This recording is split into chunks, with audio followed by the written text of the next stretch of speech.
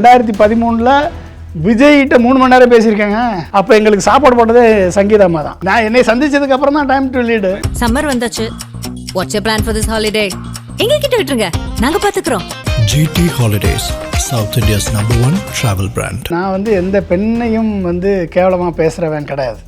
பெண்ணை போற்றுவன், பெண் குலத்தை மதிக்கிறவன், தாய் குலத்தை மதிக்கிறவன்.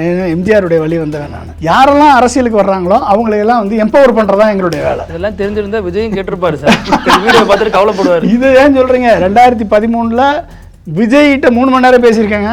அப்போ எங்களுக்கு சாப்பாடு போட்டதே சங்கீதம்மா தான். நான் என்னை சந்திச்சதுக்கு அப்புறம் தான் time to lead. Kalam sir கனவா நீங்கள் நிறைவேற்றுறேன், நீங்கள் கட்சியை நடத்துங்க, நான் சினிமாவில் நடித்து பணத்தை கொண்டாடுறேன், கட்சியை நடத்துவோன்னாரு. விஜய் திரிசாவை கூப்பிட்டு வந்த பிறகு அந்த பிள்ளை பேசுகிறா, பணம் இருக்குது, நாங்கள் யாரை வேணாலும் வச்சுட்டு போவோம் அப்படின்னு ஒரு மாணவி சொல்கிறா.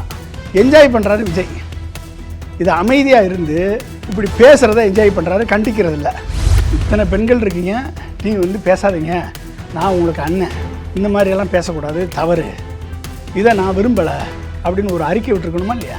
இதுக்கு திமுகவினர் ரியாக்ட் பண்ணுறாங்க. அவர் எங்கே திமுகவில் இருந்தார், அவர் நேற்று வரைக்கும் எங்களை விமர்சிச்சுட்டு இருந்தார் அப்படிங்கிறாங்க. நீங்கள் யாரு தான் உண்மையிலேயே? நீ ஆதாய சுதாடியா, நான் ஆதாய சுதாடியா? உண்மையிலே எதற்காக உங்களை இப்போ குறி வைக்கிறாங்கன்னு நினைக்கிறேன். 10 நாளைக்கு மேலே ஆச்சு. 10 நாளைக்கு மேலே. அதுதான் எனக்கு என்னன்றதை நான் சொல்கிறேன். ராஜேஸ்வரி பிரியா உங்களுக்கு தெரியும். அந்த பொண்ணு சங்கிப்பூர்லேருந்து வந்தது. இது நீ கல்யாணம் பண்ணி 2 குழந்தைகளை பெற்ற உன் மனைவியை தரக்குறைவாக பேசினா உன் கட்சிக்காரன், அப்போ நீ கண்டிச்சியா? ரிஷாவை குறித்து கூட நயினார் நாகேந்திரன் பேசினார், சொன்னார். அதுக்கும் பேசாமல் இருந்துட்டு உங்களையும் கேட்குறாருங்கிறது காரணம் என்னன்னா, டிவிகே வெர்சஸ் டிஎம்கே, விஜய் வெர்சஸ் ஸ்டாலின்றது போய் விஜய் வெர்சஸ் பொன்ராஜன் நிற்கிறப்ப இனிமேல் எனக்கும் விஜய்க்கு தான் போட்டி. இன்னி விடுறது மாதிரி இல்லை. ஒரு கூட்டத்தை தற்கொலையாக மாற்றினேன்னா நான் ஒரு கூட்டத்தை, இளைஞர் கூட்டத்தை இன்டலெக்சுவலாக மாற்றியாக காமிப்பேன் முன்னால். நீ இப்போ என்னை பற்றி கம்ப்ளைண்ட் கொடுத்தீங்களா ஜிஜி ஆஃபீஸ்? நேருக்கு நேர் வா, எந்த ஊடகம்னாலும் சரி, நேருக்கு நேராக பேசுவோம்.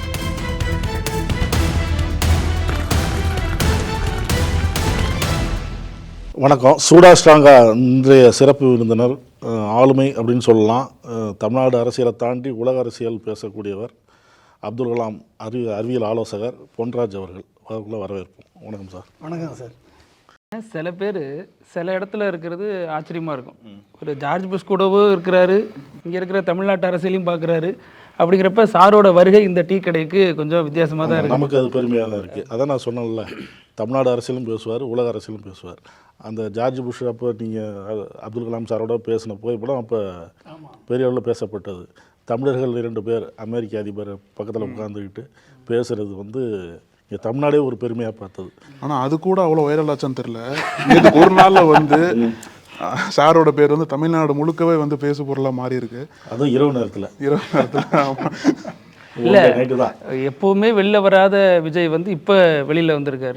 வெளியில் வர வச்சுட்டீங்க நீங்கள். அப்படின்னா ஆமாம், அது எத்தனையோ பேர் டிஜிபி ஆஃபீஸில் போய் கம்ப்ளைண்ட் கொடுத்தாங்க. விஜயனுடைய கட்சிக்காரர்கள் பெண்களை அவதூறாக பேசுகிறாங்கன்னு. ராஜேஸ்வரி பிரியாவிலேருந்து சுகந்தியா நாச்சியார்லேருந்து எத்தனையோ பேர் கம்ப்ளைண்ட் கொடுத்தாங்க. அப்போல்லாம் வெளியே வராத விஜய் எனக்கு என்ன மேலே கம்ப்ளைண்ட் கொடுக்குறதுக்கு வெளியே வந்திருக்காரு அப்படின்றது. சார், நீங்கள் இப்படி சொல்கிறீங்க, செங்கோட்டையன் சொல்கிறாரு தனது கட்சி சார்ந்த பெண்களுக்கு ஆபத்துன்னு அவர் வெளில வந்துட்டார் அப்படிங்கிறாரு.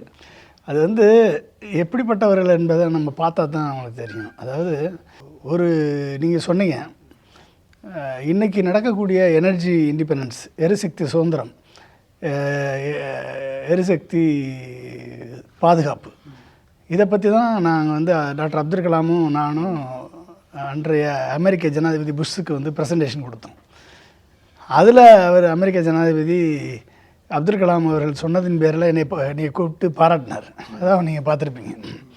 40 நாடுகள், பல்வேறு தலைவர்களோடு நான் பழகியிருக்கேன்.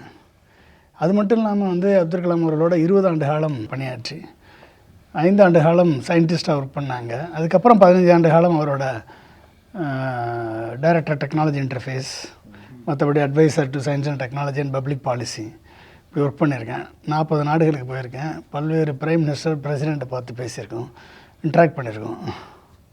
அது மட்டும் இல்லாமல் அப்துல் கலாம் அவர்களோட 2 கோடி மாணவர்களை சந்தித்து, இளைஞர்களை சந்தித்து, அவர்கள் மத்தியில் developed India vision 2020, PURA vision, smart villages vision, aerospace vision 2050, biofuel vision, energy independence vision 2030, இப்படி பல்வேறு திட்டங்களை வகுத்து கொடுத்து 15 சட்டமன்றங்களுக்கு, மாநில சட்டமன்றங்களுக்கு கொள்கைகள் வகுத்து கொடுத்து, தமிழ்நாட்டுக்கும் கொள்கைகளை வகுத்து கொடுத்து, இத்தனை உழைத்து இந்த நாட்டை ஒவ்வொரு மாநிலமும் வளர்ந்தால்தான் நாடு வளரும். அப்போ ஒவ்வொரு மாநிலத்தினுடைய ஆட்சியில் ஆளுங்கட்சி எதிர்க்கட்சி கட்சி வித்தியாசம் பார்க்காம எல்லாருக்கும் அவங்க தேவைப்படுறவங்களுக்கு நாங்கள் வந்து ஹெல்ப் பண்ணியிருக்கோம். தமிழ்நாட்டை எடுத்துட்டிங்கன்னா அனைத்து கட்சிகளுக்கும் நான் ஆலோசனை சொல்லியிருக்கேன். ஜெயலலிதாம்மா, கலைஞர், நீங்கள் 108 கொண்டு வந்ததுக்கு அப்துல் கலாம்கிட்ட சொல்லி நான் தான் கலைஞர்கிட்ட பேச வச்சேன். அதனால தான் 108 யாரு தான் சொந்தம் சார்? ஏன்னா ஒரு பக்கம் அன்புமணி உரிமை கொண்டாடுறாரு. அன்புமணி அப்போ மினிஸ்டராக இருந்தார். ஆனால் கொண்டு வந்த முயற்சி எடுத்தது அப்துல் கலாம் கலைஞர்கிட்ட பேசி கலைஞர் தான் அதை கொண்டு வந்தார். ஓஹோ. அன்புமணிகிட்ட கடைசியாக ஃபைல் போச்சு, கையெழுத்து போட்டிருப்பார் அவர். அப்போ இந்தியா ஃபுல்லாக அன்புமணி கொண்டு வந்ததை எடுத்துக்கலாம்? கிடையாது, இந்தியா முழுக்க அன்புமணி கொண்டாடல. கொண்டு வந்தது அப்துல் கலாம். அவர் ராஜு, பழைய சத்தியம் ராஜு, அவர் தான் இஎம்ஆர்ஐ ஃபவுண்டேஷன் உருவாக்குனார். அதுக்கு வந்து சேர்மனாக 2007 பிரசிடெண்ட் பதவியிலேருந்து வெளியே வர போகும்போதும் சேர்மனாக நீங்கள் வரணும் அப்படின்னு சொல்லி கூப்பிட்டாங்க. அப்போ அப்துல் கலாம் என்னையை கூப்பிட்டு இது ஏற்றுக்கலாமா இல்லையான்னு நீ டிஸ்கஸ் பண்ணிவிட்டு சொல்லுன்னாரு. நான் 4 மணி நேரம் அவங்களோட டிஸ்கஸ் பண்ணி ஃபைனலைஸ் பண்ணி அதுக்கப்புறம் நீங்கள் சேர்மன் ஆகுங்கன்னு சொல்லி அதுக்கப்புறம் சேர்மன் ஆனார். அதுக்கப்புறம் தான் அது இந்தியா முழுக்க வந்தது. இந்த சிந்தனை எப்படி தோன்றுச்சு சார்? 108 அப்படிங்கிற சிந்தனை எதனால் உதயமானுச்சு? ஏதாச்சும் அதுக்கு ஒரு காரணம் இருக்கா? அது வந்து அப்துல் கலாம் வந்து டெலிமெடிசனை ப்ரமோட் பண்ணுவார் அடிக்கடி. டெலிமெடிசன், தொலைதூர மருத்துவம், இதெல்லாம் வந்து உத்தராகண்டில் எல்லாம் பண்ணியிருக்காரு. ஸோ இதை ஃபாலோ பண்ணி சத்தியம் ராஜு வந்து என்ன பண்ணார், நம்ம ஆம்புலன்ஸை கொண்டு வரலான்னு சொல்லி சத்தியம் கம்ப்யூட்டர்ஸ் ராஜு அவர் வந்து ஆம்புலன்ஸை கொண்டு வரலான்னு சொல்லி அவர் மாவட்டத்தில் பைராஜி ஃபவுண்டேஷனோட சேர்ந்து அங்கே வந்து அவர் மாவட்டத்தில் இன்ட்ரடியூஸ் பண்ணார். இப்போ மாவட்டத்தில் இன்ட்ரடியூஸ் பண்ணால் போதாது, இந்தியா முழுக்க போகணுன்றப்ப தான் அப்துல் கலாம்கிட்ட வந்தாங்க. அப்போ அப்துல் கலாம் வந்து பிரசிடெண்ட் பதவியிலேருந்து வெளியே வந்த உடனே சேர்மனாக அஸ்யூம் பண்ணுறாரு. அதுக்கு காரணம் நான் வந்து நான் அப்போ டைரக்டர் டெக்னாலஜி இன்டர்ஃபேஸாக இருந்தேன். அப்போ இதை எல்லாத்தையும் எவாலுவேட் பண்ணி இது கரெக்டு தானா, சேரலாமா அப்படின்னு சொன்ன பிறகு சேர்ந்து 12 மாநிலத்துக்கு கொண்டு போனோம். அந்த 12 மாநிலத்தில் அத்தனை போர்டு மீட்டிங்கில் நான் கலந்துருக்கேன். 12 மாநிலத்தை கொண்டு போகும்போதும் தமிழ்நாடு மட்டும் விட்டு போயிருந்தது. அப்போ தான் அப்துல் கலாம்கிட்ட பேசி நீங்கள் வந்து ஷெரிடன் பிரசாத் மூலமாக கலைஞர் தொடர்பு கொண்டு, அப்போ கலைஞர் சீஃப் மினிஸ்டர், இங்கே கலைஞரை தொடர்பு கொண்டு நீங்கள் பேசுங்க சார்ன்னு சொன்ன உடனே கலாம் சார் பேசினோடனே கலைஞர் உடனே பண்ணுறேன்னாரு. அதுக்கப்புறம் தமிழ்நாட்டுக்கு கலைஞர் கொண்டு வந்த திட்டம் தான் 108. அப்போ அவர் அன்புமணி அங்கே இருந்தார். அதனால் வந்து அவர் ப்ரேயரை கிளைம் பண்ணிக்கிறார் வழி. அன்புமணிக்கு அதுக்கு என்ன, அவருடைய கனவில் ஊத்த திட்டம் கிடையாது. யார் இருந்தாலும் வந்திருக்கு, யார் இருந்தால் எந்த அமைச்சர் இருந்தாலும் வந்திருக்கும், அவ்வளோதான். அது மாதிரி அதிமுகவில் தேர்தல் தயாரிக்கும் குழுவில் இருந்தீங்க, அதில் என்ன மாதிரியான விஷயங்கள்லாம் பண்ணீங்க? ஜெயலலிதா அதை எப்படி பார்த்தாங்க? அதாவது 2011 வந்து அப்துல் கலாம் நானும் ஜெயலலிதா சீஃப் மினிஸ்டராக இருக்கும் போதும் காளிமுத்து தான் சபாநாயகர். அப்போ காளிமுத்து சபாநாயகராக இருக்கும் போதும் காளிமுத்து ஒரு நாள் எனக்கு ஃபோன் பண்ணார். நான் டெல்லியில் ஃபோன் பண்ணி இந்த மாதிரி அம்மா வந்து பிரசிடெண்ட்டை கூப்பிடணும்னு நினைக்கிறாங்க, அவர் வந்து சட்டசபையில் அட்ரஸ் பண்ணணும்னு நினைக்கிறாங்க. அப்போ வந்து அவர் ஒத்துக்கிட்டார். நான் வேணா மற்ற 15 மாநிலத்துக்கு போயிருக்கோம், அட்ரஸ் பண்ணியிருக்கோம், சொந்த மாநிலம், மிஷன் ஃபார் ப்ராஸ்பரிட்டி, சொந்த மாநிலம், நீ உடனே உட்காந்து ப்ரிப்பேர் பண்ணுன்னு என்னை சொன்னார். நான் உட்காந்து ப்ரிப்பேர் பண்ண ஆரம்பிச்சிட்டேன். அவரும் டேட்டு கொடுத்துட்டாரு சட்டசபை வந்து பேசுகிறதுக்கு. அப்போ வந்து கலைஞர் எதிர்க்கட்சி தலைவர். அப்போ வந்து இங்கேருந்து ஒரு டீம் டெலிகேஷன் வந்து இங்கே ஊழல் நடக்குது, அது நடக்குது, நீங்கள் வரக்கூடாது அப்படின்னு சொல்லி சொன்னாங்க. பட் நாங்கள்லாம் வந்து நான் மேஜர் சுவாமிநாதன் நாங்கள் 2 பேர் தான் ப்ரிப்பேர் பண்ணோம் உட்காந்து. நாங்கள் வந்து போகணுன்னு சொன்னோம். ஆனால் செக்ரட்டரிஸ் எல்லாம் வந்து இல்லை ஒரு எதிர்க்கட்சி தலைவர் சொல்லும் போதும் நம்ம போனால் நல்லா இருக்காது அப்படின்னு சொல்லி அதுக்கு ஃபுல் ஸ்டாப் வச்சுட்டாங்க, வேணான்ட்டாங்க, வரலை. அப்போ வந்து அதனால் வந்து என்ன பண்ணாருன்னா, இந்த எலெக்ஷன் வரும்பொழுது சரி நம்ம ப்ரிப்பேர் பண்ணதை நீ இவ்வளோ ஃபுல்லாக ரெடி பண்ணு, தமிழ்நாடு நம்ம 2 பேரும் சொந்த மாநிலம், நம்ம பிறந்த மண், நம்ம 2 பேரும் தமிழ் மகன்கள், 2 பேரும் சேர்ந்து பண்ண மண், நீ ஒன்று முடிஞ்சால் ஜெயலலிதாவுக்கு போய் அந்த ஸ்கீமை சொல்லு அப்படின்னாரு. அப்போ நான் உட்காந்து ஃபுல்லாக ஃபைனலைஸ் பண்ணி ப்ரிப்பேர் பண்ணிவிட்டு கலாம் சார்கிட்ட ப்ரெசென்ட் பண்ணேன். அவர் பார்த்துட்டு ஓகே சொல்லிட்டாரு. அப்புறம் வந்து எங்கள் ஆஃபீஸ்லேருந்து காண்டாக்ட் பண்ணாங்க, ரீச் பண்ண முடியல. ஷோவுக்கு காண்டாக்ட் பண்ணாங்க. அப்புறம் ஜெயா டிவியில் சுனில்னு ஒருத்தர் இருந்தார், அவர் காண்டாக்ட் பண்ணாங்க. எல்லோரும் என்கிட்ட கொடுங்க, நாங்கள் கொடுத்துட்றோம், நாங்கள் இந்த வேலையெல்லாம் வச்சுக்கிறான்ட்டார். அப்புறம் ஷோ காண்டாக்ட் பண்ணும்போது இல்லை விஜயகாந்துக்கு அவங்களும் கூட்டணி தகராறு நடக்குது, நாங்கள் எல்லாம் பேச முடியாது, அந்த அம்மா அதெல்லாம் கேட்க மாட்டாங்கன்ட்டார். ஸோ அப்புறம் வந்து எம்என் நடராஜன் எனக்கு நல்லா தெரியும். அவர் டெல்லி வரும்போதெல்லாம் என்னை பார்ப்பார். அப்போ வந்து ஏன்னா எம்என் நடராஜனுக்கு இந்த அம்மாவுக்கு ஆகாது, அவங்கள்ட்ட சொல்லி என்ன போகுது நான் விட்டுட்டேன் நான். அப்புறம் திடீர்னு ஒரு நாள் கூப்பிட்டு என்னங்க ஏதாவது வச்சுருக்கீங்களான்னு, ஏங்க விஷன் டாக்குமெண்ட்டே வச்சுருக்கேன், நீங்கள் என்ன இப்படி சொல்கிறீங்கன்னு. உடனே கிளம்பி வாங்கினார். ஒரே ஒரு கண்டிஷன், நேரடியாக அந்த அம்மாட்ட ஜெயலலிதா அம்மாட்ட கூப்பிட்டு போய் விடுவீங்கன்னா வரேன், இந்த கொடுக்குற வேலையெல்லாம் வச்சுக்கிற கூடாது அப்படின்னு. நீ வாங்க பண்ணுறாது நான் பண்ணுறேன்னாரு. அவர் வந்த உடனே பன்னீர்செல்வம் ஏஎஸ் பழைய அவர் ஃப்ரெண்டு அவர் இருந்தார். அவர் கிட்ட டிஸ்கஸ் பண்ணோம். அவர் என்ன சொன்னார், ஏன்ட்ட கொடுங்க நான் கொடுத்துட்றேன்னாரு. அந்த வேலையை வேண்டாம், இந்த வேலையை வேணாம் நான் போகிறேன் அப்படின்னு சொல்லிட்டேன். உடனே அவர் நடராஜன் என்ன நினச்சிட்டு இருக்க நீ, பொன்ராஜை பற்றி என்ன நினச்சிட்டு இருக்க நீ, அவர் எப்படிப்பட்ட ஆள்னு உனக்கு தெரியுமா அப்படின்னு சொல்லிட்டு உடனே கூப்பிட்டு அவர் தம்பியை கூப்பிட்டு ராமச்சந்திரன் அவரை கூப்பிட்டு போயஸ் தோட்டத்துக்கு அனுப்பி அங்கே முதல்ல நீங்கள் போங்கன்னு சொல்லி என்னை அனுப்பிவிட்டார். நான் போனாங்க, சசிகலாமா இருந்தாங்க. அவங்க ஒரு 3/4 மணி நேரம் கேட்டாங்க. நான் என்னுடைய ஃபுல்லாக கேட்டு நான் அக்காட்ட சொல்கிறேன், சிவாஜி படத்தில் வர மாதிரி எத்தனை பேர் அக்காட்ட சொல்கிறேன் அப்படின்னாங்க. அப்புறமேலு சொன்னாங்க. நாங்கள் திரும்பி கிளம்பி வீட்டுக்கு வர்றதுக்குள்ளே எனக்கு ஃபோன் வந்துருச்சு, நாளைக்கு வாங்க அப்பாயின்மெண்ட் கொடுத்துட்டாங்க. அப்புறமேலு நாளைக்கு போனேன், மறுநாள் போனேன். அங்கே வந்து ஜெயலலிதா மாதிரி இருந்தாங்க, ஒரு ஓபிஎஸ், நத்தம் விஸ்வநாதன், அப்புறம் வந்து எடப்பாடி பழனிசாமி இருந்திருப்பாரு. எடப்பாடி பழனிசாமி யாருன்னு எனக்கு தெரியாது. அப்போ வந்து இவர் தம்பித்துரை, ஜெயக்குமார், அப்புறம் வந்து செங்கோட்டையன், அப்புறம் வந்து இவர் சேலத்துலேருந்து இருப்பார், அவர்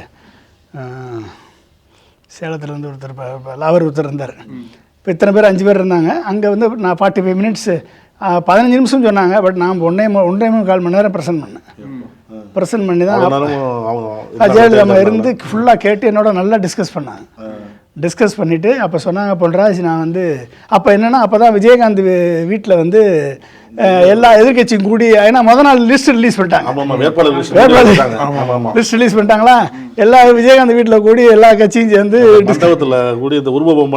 எரிச்சு டிஸ்கஸ் பண்ணிட்டு இருந்தாங்க. அங்கே அது நடக்குது, நான் இங்கே ப்ரெசென்ட் பண்ணிட்டு இருக்கேன். ப்ரெசென்ட் பண்ணி முடித்த உடனே அவங்க சொன்னாங்க, பொன்ராஜ் நான் இந்த வட்டம் வந்து இலவசமே கொடுக்க விரும்பலை, அது மட்டும் இல்லாமல் தேர்தல் அறிக்கையை கொடுக்க விரும்பலை, அப்படி தான் நினச்சிக்கிட்டு இருந்தேன். பட் ஆனால் உங்கள் விஷன் டாக்குமெண்ட்டை நீங்களும் கலாம் சார் ப்ரிப்பேர் பண்ணதை பார்க்கும்போதும் இதை வந்து நான் தேர்தல் அறிக்கை எடுத்துக்கவான்னு கேட்டேன். அதுக்கு தான் வந்திருக்கேன், அதுக்கு தான் அனுப்பி விட்ருக்காரு. நீங்கள் உங்களுக்கு நீங்கள் எடுத்துக்கிட்டிங்கன்னா வெல் அண்ட் குட், நீங்கள் பண்ணுங்கள், நீங்கள் செயல்படுத்துறதுக்கு தான் வந்திருக்கேன் கொடுத்தது. உடனே அவங்க எடுத்துக்கிட்டாங்க. அப்போ வந்து தான் இந்த லேப்டாப் ஸ்கீமு. ஓ தேங்க்யூ. அப்போ வந்து தான் இந்த லேப்டாப் ஸ்கீமு, ஆடு மாடு கோழி மிக்சி கிரைண்டரு, இது எல்லாமே நான் கொடுத்த ஸ்கீம் தான். அது எல்லாமே ஏற்றுக்கிட்டாங்க அவங்க. ஃபேனும் வந்துச்சு சார்.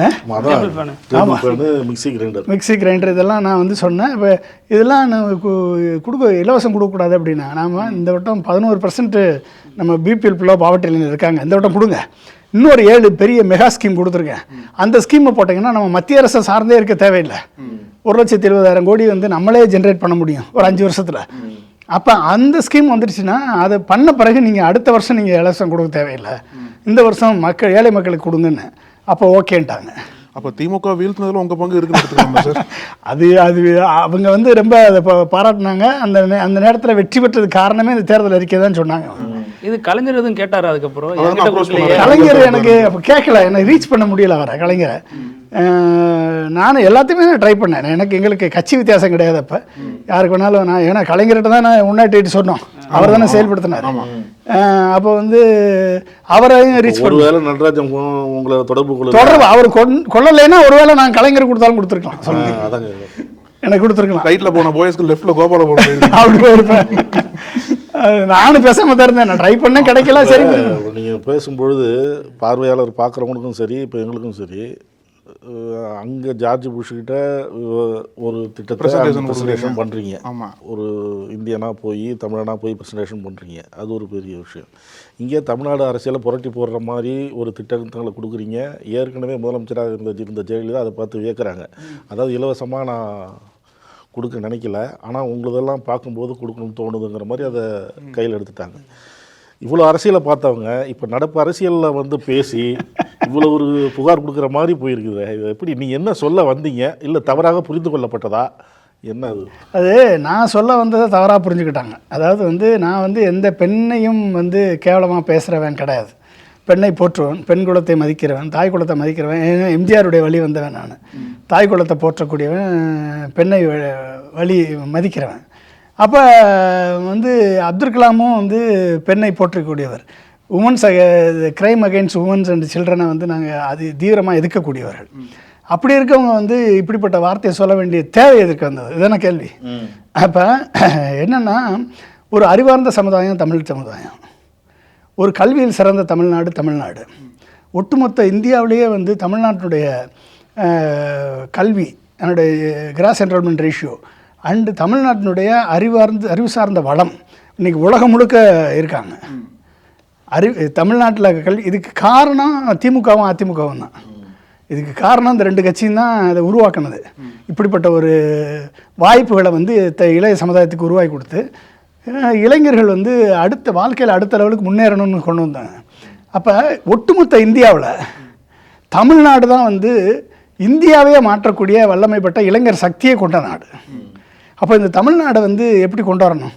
அப்போ இத்தனை திட்டங்களையும் 15 மாநிலங்களுக்கு கொடுத்து, இந்தியாவுக்கு கொடுத்து, தமிழ்நாட்டில் ஜெயலலிதா அவர்களுக்கு கொடுத்து, கலைஞருக்கு கொடுத்து, விஜயகாந்துக்கு நான் தேர்தல் அறிக்கை பண்ணி கொடுத்துருக்கேன். ஆமாம், விஜயகாந்த் கட்சி ஆரம்பித்த உடனே அவர் டெல்லிக்கு வந்து கலாம் சாரை பார்த்த உடனே நான் அந்த மாதிரி கட்சி ஆரம்பிக்க போகிறேன்னு சொன்னார். அப்போ நீ ஹெல்ப் பண்ணார் கலாம் சார். உடனே நான் போய் ஹெல்ப் பண்ணேன். பிரேமலதா மேடத்துக்கு நல்லா தெரியும். அப்போ எங்களுக்கு கட்சி வித்தியாசம் கிடையாது. யாரெல்லாம் அரசியலுக்கு வர்றாங்களோ அவங்களையெல்லாம் வந்து எம்பவர் பண்ணுறதா எங்களுடைய வேலை. இதெல்லாம் தெரிஞ்சிருந்தா விஜயும் கேட்டிருப்பாரு சார். வீடியோ பார்த்துட்டு கவலைப்படுவார். இது ஏன் சொல்கிறீங்க? 2013 விஜய்கிட்ட 3 மணி நேரம் பேசியிருக்கேங்க. என்னை வந்து தாமு இருக்கார்ல, ஆக்டர் தாமு, அவர் வந்து கூப்பிட்டு போனார். நீங்கள் வரணுன்னு என்னை இப்போ கூப்பிட்டே இருந்தார். அப்புறம் ஒரு நாள் நான் அப்பாயின்மெண்ட் கொடுத்து நான் வந்தேன். நான் வந்த உடனே ஒரு புஷ்யானந்த வழியாக கூப்பிட்டு போனாங்க. எனக்கு அப்போ புஷ்யானந்தனே யாரும் தெரியாது, ஒரு செயலாளர்னு சொன்னாங்க. கூப்பிட்டு போனாங்க. விஜய் வந்து அரசியலுக்கு வரணும்னு 2013 என்கிட்ட டிஸ்கஸ் பண்ணார். அரசியலுக்கு வர்றது என்ன பண்ணுறது அப்படின்னு. அப்போ அந்த எண்ணம் அவருக்கு இருந்தது. அப்போ 10 வருஷம் நீங்கள் வந்து தமிழக அரசியலில் மக்களாக இருக்கணும், இளைஞர்களோடு இருக்கணும். நீங்கள் வந்து அரசியலை கற்றுக்கங்க, அரசியல் பாடங்களை தெரிஞ்சுக்கங்க. தமிழ்நாடு தான் வந்து எல்லா ஸ்டேட்டுக்குமே முன்னோடி அப்படின்னு 3 மணி நேரம் நான் அரசியலை பற்றி எக்ஸ்பிளைன் பண்ணியிருக்கேன். விஜய்க்கு பாடம் எடுத்திருக்கேன். என்ன பண்ணணும், எதை பண்ணணும், எதை ஃபோக்கஸ் பண்ணணும், எதை நீங்கள் கற்றுக்கணும். உடனே வராதிங்க அரசியலுக்கு உடனே வந்த உடனே சினிமா நடிகை புகழை மட்டும் நம்பிட்டு வராதிங்க.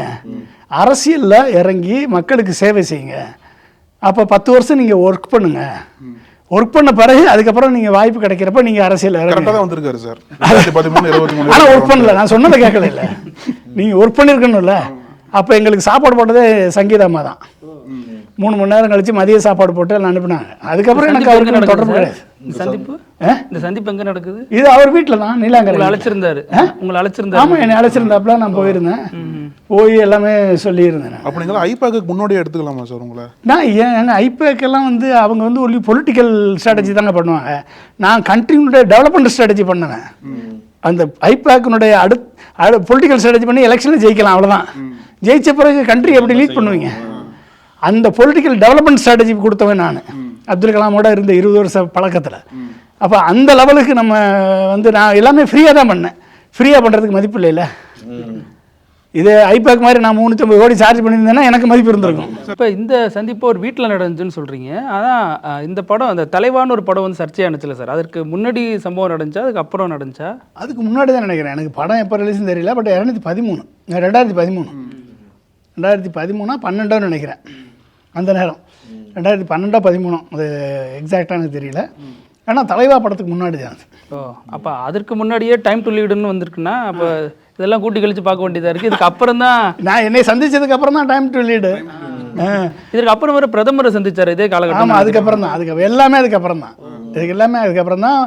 பல்வேறு இடத்துக்கு போனதெல்லாம் அதுக்கப்புறம் தான். அதாவது மக்களை மக்களோடு பழகுன்னு அண்ணா சொல்லியிருக்காரு. நீ வந்து மக்களை கவரணும், மக்களுக்காக உழைக்கணும்னா மக்களோடு பழகு, மக்களோடு வாழு, மக்களோடு செல்லுன்னு. இதுதான் நானும் அண்ணா சொன்னது தான் சொன்னேன். நான் அண்ணா சொல்லியிருக்காரு, நீங்கள் பெரியார் சொல்லியிருக்காரு. அவங்க என்ன சொல்கிறாங்க, நான் மக்களை சந்திக்க தயார் தான், ஆனால் இவங்களால அதுக்கு போலீஸால் அது வந்து முடியாது, அவ்வளோ கூட்டம் வரும் மக்களை சந்திக்க எங்கள் தலைவர் வந்தா அப்படின்னு இன்னமும் அதானே சொல்கிறாங்க. நேற்று எப்படி போனார்? நேற்று டிஜிபி ஆஃபீஸுக்கு கூட்டம் வந்துச்சா? அனிதாவை பார்க்க போனார். அப்போ நானும் போயிருந்தேன் அனிதாவை பார்க்க. அப்போ சீமானு, நான், திருமாவளவன் எல்லாரும் அங்கே இருக்கோம். அப்போ அனிதாவை பார்க்க வந்தீங்களா? அப்போ நான் கூட்டம் வந்துருச்சா? அதாவது இது வந்து கிரியேட் பண்ணக்கூடிய கூட்டம், இவங்களா கிரியேட் பண்ணக்கூடிய கூட்டம். அந்த கூட்டத்தை வச்சுக்கிட்டு இவங்க ஒரு பிம்பத்தை கட்டமைச்சு ஒரு தங்கள் கட்சிக்காரர்கள் எல்லா இடத்துக்கும் ஒரே இடத்துல வர சொல்லி இருக்கிறதே மொத்தம் 5 லட்சம் பேர் இருக்காங்க. அந்த 5 லட்சம் பேரை கூட்டு வச்சு எங்கே போனாலும் கூட்டிகிட்டே தெரிஞ்சால் கூட்டம் இருக்குமா இல்லையா? என்ன சார் இவ்வளோ ஷார்ட்டாக சுருக்கிட்டீங்க? ஆமாங்க, அடுத்த தமிழ்நாடு நான் தான் தமிழ்நாடு. ஒவ்வொரு வீட்லையும் விஜய் இருக்காரு. நீங்கள் விக்கிரவாண்டியில் மாநாடு நடத்தினாரு, உச்சபட்ச நடிகர், கட்சி ஆரம்பிக்கிறாரு. கட்சி ஆரம்பிச்சு 2 வருஷம் கழிச்சு மாநாடு நடத்துகிறாரு. மாநாடு நடத்தும் போதும் விக்கிரவாண்டியில் முதல் மாநாடு 70% தொண்டர்கள் வந்திருப்பானா? வந்திருக்க மாட்டானா? எத்தனை பேர் வந்தான்? 1 லட்சம் ஷேர் போட்டான். 3 மடங்கு வச்சுக்கோங்க, 3 லட்சம் வந்திருப்பானா? மதுரையில் மாநாடு போட்டாங்க, 1.5 லட்சம் ஷேர் போட்டாங்க, 3 லட்சம் வந்திருப்பாங்கன்னு வச்சுக்கோங்க. 5 லட்சம் வச்சுக்கோங்க கணக்கு. இதானே மேக்ஸிமம். அதுக்கப்புறம் எங்கே போனாலும் அந்த 30,000 40,000 பேரை கூட்டிட்டு 20,000 பேர் 10,000 பேரை கூட்டு அலைகிறீர்கள, இதானே மேக்ஸிமம். அப்போ அவங்களுடைய அப்பா அம்மா அக்கா தங்கச்சி அண்ணன் தம்பி எல்லாமே 3 டைம் போட்டுக்கோங்க, 4 டைம். நாங்கள் 20 லட்சம் பேர் தாங்க. உனக்கு ஓட்டு 20 லட்சம் பேர் தான், 5% தான் உனக்கு ஓட்டு. இதை நான் சொல்கிறதுனால தான் என் மேலே இப்போ கம்ப்ளைண்ட். ஆனால் சார் நீங்கள் சொன்னார் இப்போ லாஸ்ட் மீட்டிங்கில். எப்படிங்க 30%? எங்க ஆல்ரெடி 30% நமக்கு வந்துருச்சு அப்படிங்கிற. எங்க நிரூபிக்க சொல்லுங்க, 30% நிரூபிக்க சொல்லுங்க எங்கன்னு வந்திருக்குன்னு. இப்போ அடுத்த 40,000 டைம்குள்ள 10 மணிக்கு தெரிஞ்சிருங்கிறாரு செல்வட்டையா. என்ன 10 மணிக்கு? காலையில் 10 மணி ரிசல்ட் அன்னைக்கு 10 மணிக்கு தெரிஞ்சிடும். 10 மணிக்கு தெரிஞ்சிடும். கவுண்டிங்கே தெரியும். சார் நீங்கள் வந்து பல தலைவர்களிடத்துல நேரடியாக உரையாடி இருக்கீங்க, அந்த அளவுக்கு உச்சத்தில் இருந்திருக்கீங்க. அப்போ அப்படிப்பட்ட ஒரு பொன்ராஜ், அரசியல் விமர்சகர் பொன்ராஜ் எப்படி பார்க்குறாரு? நான் வந்து டிவியில் கூப்பிடுவாங்க போவேன். அவங்க ஒருத்தவங்க அரசியல் விமர்சனம் போடுவாங்க, ஒருத்தவங்க வந்து சில நேரங்களில் விஞ்ஞானின்னு போடுவாங்க, சில நேரங்களில் வந்து ஆலோசகர்னு போடுவாங்க. நாங்கள் இவங்க இப்போ நேம போடுறத பற்றி நான் கவலைப்படல. இது உங்களுக்கு டேரக்ட் பாலிடிக்ஸ் எது சார் உங்களை வந்து புஷ் பண்ணுச்சு? ஒரு கட்சியில் சேரணும், ஒரு இது பண்ணணும். அதாவது என்னென்னா, அரசியல் இல்லாமல் மாற்றத்தை கொண்டு வர முடியாது. அதனால தான் 15 மாநிலங்களில் வந்து அரசியல் மாற்றம் கொண்டு வரணுன்றதுக்காக அப்துல் கலாமோட சேர்ந்து நாங்கள் கொள்கை திட்டங்களை வகுத்து கொடுத்தோம். அப்போ அந்த அரசியல் மாற்றத்தை எப்படி கொண்டு வர்றது, எங்கே கொண்டு வர்றது? இன்றைக்கி இருக்க கேப் என்ன? இப்போ ஒரு லீடிங் ஸ்டேட்டு தமிழ்நாடு, எல்லாத்துலேயுமே லீட் பண்ணிகிட்ருக்கு. எஜுகேஷனில் லீடிங், ஹெல்த்தில் லீடிங், கவர்னன்ஸில் எல்லா துறையிலையும் லீட் பண்ணுது. ஆனால் இன்னமும் நம்ம அச்சீவ் பண்ண வேண்ட உயரம் அதிகம். $1 trillion எக்கானமி முதல்வர் செட் பண்ணியிருக்காரு. $1 trillion எக்கானமி பண்ணணுன்னா 7 லட்சம் கோடி மாதத்துக்கு வருஷத்துக்கு உள்ளே வரணும் பொருளாதாரத்தில். இன்றைக்கி 3 லட்சம் கோடி தான் வருது. 3 லட்சம் கோடியை வந்து டபுள் டிஜிட் குரோத் கொண்டாந்துருக்காரு. கொண்டாந்து 3.5 லட்சம் கோடி 3.5 லட்சம் கோடி வந்து வருஷத்துக்கு பொருளாதாரத்தில் பம்ப் ஆகுது. அதை 7 லட்சம் 8 லட்சம் கோடியை மாற்றணும் அடுத்த 5 ஆண்டுகளில். அப்போ இதை மாற்றுறதுக்கு என்ன ஸ்டெப் எடுக்கணும்? மத்திய அரசை சார்ந்து நம்ம இருக்க வேண்டியது இருக்குது. டேக்ஸ் ரெவல்யூஷனில் குறைச்சிட்டான், செஸ்ஸில் போட்டு நம்மளை பிடுங்குறான். அடுத்து வந்து எஃப்ஆர்பிஎம் ஆக்டில் வச்சு கடன் வாங்க விட மாட்டான். இப்போ இத்தனையும் மீறி தமிழ்நாடு வளருது அப்படின்னா அதுக்கு லீடர்ஷிப் தான் முக்கியம். அந்த லீடர்ஷிப்பை இன்றைக்கி தமிழக முதல்வர் கொடுத்துட்ருக்காரு. ஆனால் அதையும் தாண்டி வரணும். எந்தெந்த இடத்துல கேப் இருக்குது? சட்ட ஒழுங்கில் கேப் இருக்குது, எஜுகேஷனில் கேப் இருக்குது, ஹையர் எஜுகேஷனில் கேப் இருக்குது, எலக்ட்ரிசிட்டி போர்டில் கேப் இருக்குது, டிரான்ஸ்போர்ட் டிபார்ட்மெண்ட்டில் கேப் இருக்குது, 75 பப்ளிக் செக்டார் அண்டர்டேக்கிங்கில் கேப் இருக்குது. அப்போ இந்த கேப்பெல்லாம் என்ன மாதிரி கொள்கைகளை கொண்டு வந்தால் சரி பண்ண முடியும்? இதெல்லாம் சொல்கிறது தான் என்னுடைய வேலை. ஏன்னா இதெல்லாம் தான் நான் வந்து வெளிநாடுகளில் அப்துல் கலாமோட சேர்ந்து கற்றுக்கிட்டது தான். இதைத்தான் நான் வந்து சொல்கிறேன். திரு மு க ஸ்டாலின் அவரோட இப்போ ரீசெண்டாக வந்து ஸ்மார்ட் வில்லேஜஸ் திட்டத்தை ப்ரெசென்ட் பண்ணேன். கனடாவில் வந்து 5 இன்டர்நேஷ்னல் கான்ஃபரன்ஸ் நடத்தினோம். ஸ்மார்ட் வில்லேஜஸ் அப்துல் கலாமின் புறா திட்டம். அந்த திட்டத்தை ஸ்மார்ட் வில்லேஜ் திட்டம்னு சொல்லி நாங்கள் கன்வெர்ட் பண்ணி அதை 5 இன்டர்நேஷ்னல் கான்ஃபரன்ஸ் நடத்தினோம். 5வது கான்ஃபரன்ஸில் தமிழ்நாட்டை பற்றி ரிசர்ச் ரிப்போர்ட் பண்ணியிருக்கேன். நான் அக்டோபரில் ப்ரெசென்ட் பண்ணேன். அந்த ரிப்போர்ட்டை திரு முதல்வர் மு க ஸ்டாலினை ப்ரெசென்ட் பண்ணேன். ஒட்டுமொத்த தமிழகத்தினுடைய கிராமங்களை தற்சார்பு பெற்ற கிராமங்களாக எப்படி ஒரு தற்சார்பு பொருளாதாரத்தை எப்படி உருவாக்குறதுன்னு. அதை வந்து முதல்வர் வந்து சீரியஸாக அதை கன்சிடர் பண்ணி சீஃப் செக்ரட்டரி கூப்பிட்டு அவர் ககன்தீப் சிங் பேடி, அவர் பொன்னையா ஐஏஎஸ், இவங்க 3 பேரையும் கூப்பிட்டு டிஸ்கஸ் பண்ணி அவங்களுக்கு ப்ரெசென்ட் பண்ணி அதை வந்து இப்போ வந்து உத்தமர் காந்தி மாதிரி கிராம திட்டம்னு அனௌன்ஸ் பண்ணிட்டார். அப்போ இது பண்ணும்போதும் ஒட்டுமொத்த தமிழகத்தினுடைய பொருளாதாரம் கிட்டத்தட்ட 3 லட்சம் கோடி வந்து 12,500 வில்லேஜ் கிராமத்தை தற்சார்பற்ற கிராமமாக மாற்றும் பொழுது அப்துல் கலாம் கண்ட கனவை நனவாக்குவேன் என்று சொல்லி முதல்வர் அனௌன்ஸ் பண்ணியிருக்காரு. அப்போ இந்த திட்டம் வந்து போச்சு அப்படின்னா அப்துல் கலாம் கனவு நனவாயிரும். அப்போ வந்து ஒட்டுமொத்த தமிழ்நாடு கிராமங்களும் தற்சார்பற்ற கிராமங்களாக மாறும். ஸோ இதை வந்து நாங்கள் ஜெயலலிதாட்ட கொடுத்துருக்கேன், 15 ஸ்டேட்டில் கொடுத்துருக்கேன், மோடிகிட்ட கொடுத்துருக்கேன். அவர்கிட்டயுமா? ஆமாம், மோடிட்டையும் கொடுத்துருக்கேன். எப்போ வந்தவுடனே 2014 வந்தவுடனே கொடுத்துருக்கோம், மோடிகிட்ட கொடுத்துருக்கோம். பண்ணலை. இன்றைக்கி தமிழக முதல்வர் திரு மு.க. ஸ்டாலின் அதை பண்ணுறாரு. அதை எடுத்துக்கிட்டாரு. Vision 2030 one of the scheme announce பண்ணிட்டாரு. அப்போ இந்த இது இப்போ நாட்டுடைய வளர்ச்சியை கருத்தில் கொண்டு நம்ம போகிறோம். இதை தாண்டி இளைஞர்கள் இந்த ஒரு நாடு வளரணுன்னா ஒவ்வொரு மாநிலமும் அதனுடைய கோர் காம்பிடன்ஸில் வளரணும். தமிழ்நாட்டுக்குன்னு ஒரு கோர் காம்பிடன்ஸ் இருக்குது, கர்நாடகாவுக்கு ஒரு கோர் காம்பிடன்ஸ் இருக்குது, கேரளாவுக்கு ஒரு கோர் காம்பிடன்ஸ் இருக்குது, ஆந்திராவுக்கு ஒரு கோர் காம்பிடன்ஸ், ஜெய்ப்பூருக்கு ஒரு கோர், ராஜஸ்தானுக்கு ஒரு கோர் காம்பிடன்ஸ், உத்தரப்பிரதேசத்துக்கு ஒரு கோர் காம்பிடன்ஸ், பீகாருக்கு ஒரு கோர் காம்பிடன்ஸ் இருக்குது. அப்போ இந்த கோர் காம்பிடன்ஸை பில்டு பண்ணுறதுக்கு ஏற்ற கல்வி கொள்கை இருக்கணும், தொழில் கொள்கை இருக்கணும், விவசாய கொள்கை இருக்கணும். இதுக்கேற்ற வகையில் அத்தனையும் மாடிஃபை பண்ணணும்.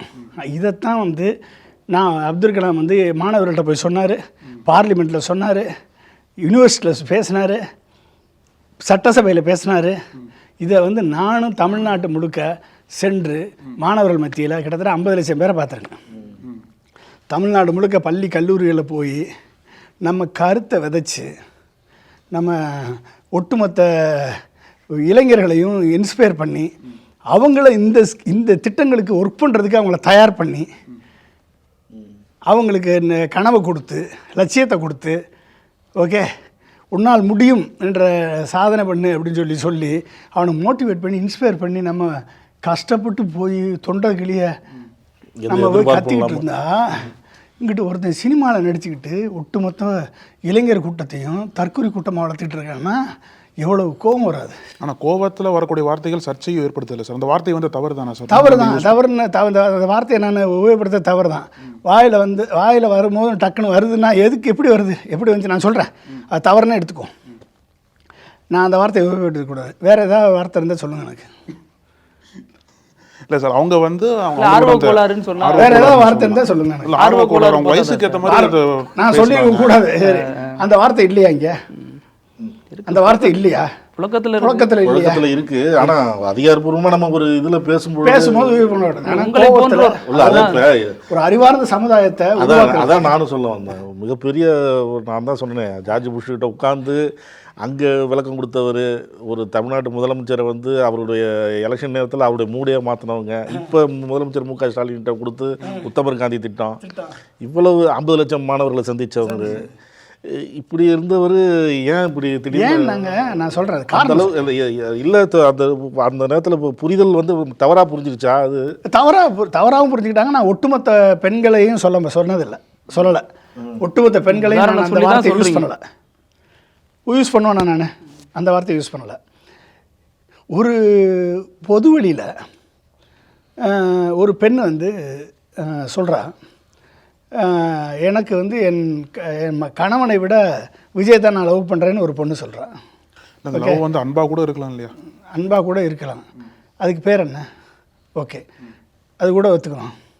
இன்னொரு பெண்ணு, ஒரு மாணவி,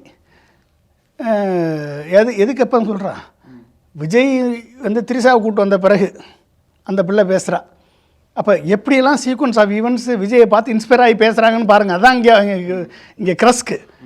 அப்போ ஒய்ஃபு வந்து கம்ப்ளைண்ட் பண்ணுறாங்க, சங்கீதா வந்து ஒரு நடிகையோட இருக்கிறதுனால எங்கள் மன உறவு கெட்டு போச்சு, நடிகையோட கள்ளத்தொடர்பில் இருக்கார் அப்படின்னு சொல்லி பெட்டிஷன் ஃபைல் பண்ணுறாங்க, டிவோர்ஸ் பெட்டிஷன் ஃபைல் பண்ணுறாங்க. நடிகை கூட அந்த அம்மா வந்து பேரை சொல்லாமல் எவ்வளோ டீசெண்டாக அந்த அம்மா நடந்துக்கிட்டாங்க. சங்கீதா, நீ வந்து அது பெட்டிஷன் ஃபைல் பண்ண 3ஆவது நாள் வந்து அதே நடிகையை கூப்பிட்டுட்டு நீ வந்து ஒரு ரிசப்ஷனுக்கு கல்யாண பொண்ணு மாப்பிள்ளை மாதிரி போகிறேன்னா எப்படிப்பட்ட மெசேஜை நீ கம்யூனிகேட் பண்ணுற உன்னை ஃபாலோ பண்ணுற பெண்களுக்கு? கேட்டால் அவங்க தனிப்பட்ட சுதந்திரங்கிறாங்க. தனிப்பட்ட சுதந்திரத்தை நீ ஃபாலோ பண்ணுறீங்களா? அப்போ அந்த பொண்ணு எப்படி பேசுது? இதை பார்த்துட்டு அந்த பொண்ணு சொல்லுது, கூட்டுறவ 4 பேரை வச்சுருக்கா, அவன் 5 பேரை வச்சுருக்கான், பணம் இருக்குது, நாங்கள் யாரை வேணாலும் வச்சுட்டு போவோம் அப்படின்னு ஒரு மாணவி சொல்கிறான். இதை வந்து வீடியோவில் எடுத்து போடுறான். TVK party, TVK members social மீடியாவில் ப்ரொஜெக்ட் பண்ணுறான். அப்போ என்ன ஆகுது அப்படின்னா, இதை என்ஜாய் பண்ணுறாரு விஜய். இதை அமைதியாக இருந்து இப்படி பேசுகிறத என்ஜாய் பண்ணுறாரு, கண்டிக்கிறது இல்லை. அந்த பொண்ணு சொல்லும் போதே கண்டிச்சிருந்தா, எனக்கு விஜய்க்கு அண்ணா ஓட்டு போடலைன்னா எங்கள் வீட்டில் 9 ரூபாய் விஷம் வச்சு கொண்டுருவேன்னு ஒரு பொண்ணு சொல்லுது. 3வது 4வது ஒரு பொண்ணு இந்த திரிசா மேட்டருக்கு அப்புறம் ஒரு பொண்ணு சொல்லுது, அதுதான் எனக்கு கோவத்தை வந்துச்சு. நான் அக்காவாக இருப்பேன், தங்கையமாக இருப்பேன், ஏன் பொண்டாட்டியாக கூட இருப்பேன் அப்படின்னு ஒரு பொண்ணு சொன்னிச்சு. அதுக்கு பேர் என்ன? நீ அக்காவாக இருப்பேன், தங்கச்சியாக இருப்பேன்னா அதோட உறவுகளுடைய புனிதம் என்ன? நான் பொண்டாட்டியாக இருப்பேன்னு சொன்ன பிறகு எவ்வளவு நாள் நீ வந்து அதை ஒரு நாளாவது கண்டித்து ஒரு அறிக்கை வந்துச்சு? ஆர்வ கோளாறுலாம் அவங்க சொல்லியிருக்காங்க. சரி, அதை கண்டிக்கணுமா இல்லையா? ஒரு தலைவன் ஒரு கட்சியை வழி நடத்தக்கூடிய உன்னை நம்பி லட்சக்கணக்கான இளைஞர்கள் உன்னை ஃபாலோ பண்ணுறான், உன்னுடைய செய்கையை பார்த்து அதை அப்படியே ரெப்ளிகேட் பண்ணுறான். நீ என்ன ப்ரமோட் பண்ணுற? அப்போ எதை ப்ரமோட் பண்ணுற? நீ கல்யாணத்தை மீறிய, திருமண பந்தத்தை மீறிய உறவுக்கு பெயர் என்ன? அந்த பெயரில் நான் சொல்லியிருக்கக்கூடாதுன்றதானே இப்போ உங்களுடைய வாதம். திருமணம் மீறிய பந்தத்துக்கான உறவுக்கு பெயர் என்ன? அந்த பெயரில் நீ ப்ரமோட் பண்ணுறேன்னா என்ன அர்த்தம்? நீ ஒரு தலைவன், கட்சி தலைவன் இருக்கணும், என்ன பண்ணியிருக்கணும்? பெரியாரை கொள்கை வழிகாட்டியை வச்சுருக்க, காமராஜரை கொள்கை வழிகாட்டியை வச்சுருக்க, அண்ணாவை கொள்கை வழிகாட்டியை வச்சுருக்க, கடமை கண்ணியம் கட்டுப்பாடுன்னு சொன்னார் அண்ணா, பெண் உரிமை பேசினார் பெரியார். அப்போ நீ பெண்ணை வந்து என்ன சொல்லியிருக்கணும்? அம்மா அவங்க இருக்காங்க, அஞ்சலி அம்மாள், இன்னொரு பெண் தலைவி, 2 பேருமே இருக்காங்க, அவங்க இருக்காங்க. நீ என்ன சொல்லியிருக்கணும்? இத்தனை பெண்கள் இருக்கீங்க, நீ வந்து பேசாதீங்க, நான் உங்களுக்கு அண்ணன், இந்த மாதிரியெல்லாம் பேசக்கூடாது, தவறு, இதை நான் விரும்பலை அப்படின்னு ஒரு அறிக்கை விட்டுருக்கணுமா இல்லையா? அறிக்கை விட்டுருக்கணுமா இல்லையா? ஏன் விடலை இது நாள் வரைக்கும்? அப்போ என்ன அர்த்தம்? நீ என்ஜாய் பண்ணுற, அந்த பிள்ளைங்களை பேச வச்சு என்ஜாய் பண்ணுற. அது மட்டும் இல்லை, இந்த பிள்ளைங்க வந்து பேசுகிறதுனால விஜயோட அட்டென்ஷனுக்கு போய் சேருது. நம்ம பேசினா தான் விஜய் அட்டென்ஷன், விஜய் நம்மளை பார்ப்பாரு, அப்போ தான் நம்ம கட்சியில் ஒரு பதவி கிடைக்கும்னு இந்த பிள்ளைங்க பேசுகிறாங்க. புரிஞ்சுக்கிட்டீங்களா? அப்போ இது என்ன மாதிரியான கல்ச்சரை ஸ்ப்ரெட் பண்ணுது? ரசிக்கிறாருங்கிறீங்க. இப்போ இதை பார்த்து ரசிக்கிறாருங்க அவர், விஜய் வந்து ரசிக்கிறாப்புல. அப்போ இப்படிப்பட்ட ஒரு மனநிலை யாருக்கு இருக்கும்? திருமணத்துக்கு மீறிய பந்தத்தை நீ வந்து ப்ரொமோட் பண்ணுறதுனால அந்த பந்தத்தை உன்னை ஃபாலோ பண்ணக்கூடிய பிள்ளைங்க வந்து பேசுதுங்க. அப்போ அதை எப்படி சொல்கிறது? திருமணத்துக்கு மீறிய பந்தத்தை ப்ரமோட் பண்ணக்கூடிய விஜய் அப்படின்னு நான் சொன்னால் அது ஒத்துக்குவீங்களா? சார், நீண்ட ஆண்டு காலமாக நம்ம கிட்ட வந்து ஒரு பழக்கம் இருக்குது தானே, எனக்கு சூர்யா மாதிரி ஹஸ்பண்ட் வேணும், விஜய் மாதிரி மாப்பிள்ளை வேணும் அப்படிங்கிற ஒரு எதிர்பார்ப்பு இருக்குது. அதோட நீட்சி தானே இது, அப்படி தானே பார்க்கணும். நீங்கள் சூர்யா மாதிரி மாப்பிள்ளை வேணும், விஜய் மாதிரி மாப்பிள்ளை வேணும்னு சொல்கிறதுல தப்பு இல்லைங்க. அது கல்யாணத்துக்கு முன்னாடியா? அது கல்யாணத்துக்கு முன்னாடி நீ என்ன வேணாலும் சொல்லு. அது வந்து உனக்கு அது ஒரு அது வந்து ஒரு அவரை மாதிரி ஒரு அழகான மாப்பிள்ளை, அவரை மாதிரி ஒரு ஹீரோ, அதாவது அந்த குவாலிட்டிஸோடு இருக்கக்கூடிய ஒரு மாப்பிள்ளை வேணும்னு சொல்கிறதுல தப்பு இல்லை. ஆனால் நான் பொண்டாட்டியாக இருப்பேன்னு சொன்னால் என்னங்க அர்த்தம்? சார், அப்படியே சொல்லியிருந்தாலும் அந்த பெண்ணோட விருப்பம் அப்படிங்கிறாங்கல்ல, அப்படியே பெண்ணோட விருப்பத்தை நீங்கள் ஏற்றுக்கிட்டு பார்த்துட்டு சும்மா இருப்பீங்களா? அந்த வீட்டில் நான் அந்த பொண்ணுக்கு அண்ணனாக இருந்தால் என்ன சொல்லியிருப்பேன்? அந்த பொண்ணுக்கு புருஷனாக இருந்தால் என்ன சொல்லியிருப்பேன்? அந்த பொண்ணுக்கு அப்பாவாக இருந்தால் என்ன சொல்லியிருப்பேன்? சொல்லுங்கள்.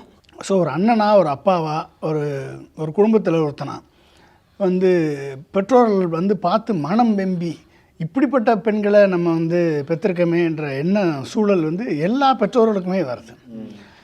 அப்போ வந்து இதை வந்து ப்ரமோட் பண்ணுறது ஒரு தலைவர் தன்னை ஃபாலோ பண்ணக்கூடிய பெண்களை இப்படி பேசுகிறத ரசித்து தலைவர் ரசிக்கிறாரு அப்படின்னு வீடியோ எடுத்து கொண்டு போய் அவர்கிட்ட காமிக்கிறான். அவர் அதை ப்ரமோட் பண்ணுறாரு, ரசிக்கிறாரு, கண்டிக்கலை. அப்போ கண்டிக்காமல் ப்ரமோட் பண்ணீங்க அப்படின்னா தலைவருக்கு கவனத்துக்கு போகணும்னு எல்லா பெண்களும் பேச ஆரம்பிக்கிறாங்க. அப்போ எப்படிப்பட்ட கல்ச்சர் வளருது? அதனால தான் இந்த எண்ணிக்கை அதிகரிக்குதுங்கிறீங்க. அதனால தான் அதிகரிக்குது. அப்போ எப்படி நீங்கள் இதை பார்த்த உடனே, இப்போ சினிமாவில் பார்த்த உடனே இப்போ ரவுடியை வந்து ஹீரோவாக காமிக்கிறான், தண்ணி அடிக்கிறவன் சீரட்டு குடிக்கிறவன் தான் இப்போ ஹீரோ. அப்போ இப்போ இன்றைக்கி இருக்க பெண்கள் என்ன நினைக்குது? ரவுடி நல்லவனாக இருக்கவனை எவனாவது கல்யாணம் பண்ணதுக்கெல்லாம் கேளுங்க. சார் மில்லி உள்ளே போனால் கில்லி வெளியே வருவான்னு அவரே பாடியிருக்காரு சார். அப்புறம் கில்லி உள்ளே போனால் கில்லி வெளியே வருவார். இப்போ பாடினா எப்படி இருக்கும்? அப்போ இந்த மாஸ்டர்னு ஒரு படத்தில் போதை போட்டு தான் வர்றாரு, தண்ணி படத்தில் வர்றாரு. இந்த இன்னொன்று முக்கியமான சொல்கிறேன். நான் அப்போயே நான் கண்டிச்சிருக்கேன். இந்த லோகேஷ் கனகராஜ் எடுத்த படம் ஒரு போதை மருந்து கடத்தல் ஒன்று பண்ணாங்களா, என்ன படம் அது? லியோவா? எல்லா படத்துலையும் அப்படி தான் பண்ணுறாரு. எந்த படம் கண்டுபிடிக்க முடியல. எல்லா படத்துலையும். ஆமாம், எல்லா படத்துலையும். நீங்கள் இப்போ உங்கள் ஆஃபீஸில் இங்கு போதை மருந்து கிடைக்கும் அப்படின்னு விளம்பரம் போட முடியுமா? அது எப்படி போட முடியும்? உங்கள் நக்கீரன் புக்கில் விளம்பரம் போட முடியுமா? போட முடியுமா? முடியாது. இல்லை எல்இடி டிஸ்பிளேயில் போடுவீங்களா, இல்லை டிவியில் போடுவீங்களா, எலக்ட்ரானிக் மீடியாவில் போடுவீங்களா? போட முடியாது. படத்தில் போதை மருந்து சொல்கிறாங்க, போதை மருந்தை கடத்துறான், என்ன மருந்துன்னு சொல்கிறான், எதை பற்றி வாயில் வச்சு தேய்க்கிறான், அதெல்லாம் சென்சார் தாண்டி தானே சார் வருது. சென்சாரை தாண்டி வருது. எப்படி அலோவ் பண்ணுறான் அதை? இப்போ போதை மருந்தை, கலாச்சாரத்தை, என்ன போதைன்னு 3 மணி நேரம் நீ காமிச்சிட்டு அவனை கடைசியில் போதை கடத்துறவனா சுட்டு தள்ளிவிட்டு நீ போதை மருந்து குடிக்காதுன்னு சொன்னால் கேட்பானா? அப்போ எப்படிப்பட்ட ஒரு போதை கலாச்சாரத்தை நீ வளர்த்து விடுற? போதை கலாச்சாரம், வன்முறை கலாச்சாரம், துப்பாக்கி கலாச்சாரம். வெளிநாட்டில் நடக்கிற துப்பாக்கி கலாச்சாரம் தமிழ்நாட்டில் இருக்கா? அப்போ எதை கொண்டு திணிக்கிறீங்க நீங்கள்? இப்போ நீங்கள் சொன்னீங்க சார், நான் தொலைக்காட்சி விவாதங்களுக்கு போகிறப்போ அவங்களே போட்டுப்பாங்க, விஞ்ஞானின்னு போடுவாங்க, அரசியல் ஆலோசகர்னு போடுவாங்க, அரசியல் விமர்சகர் போடுவாங்கன்னு.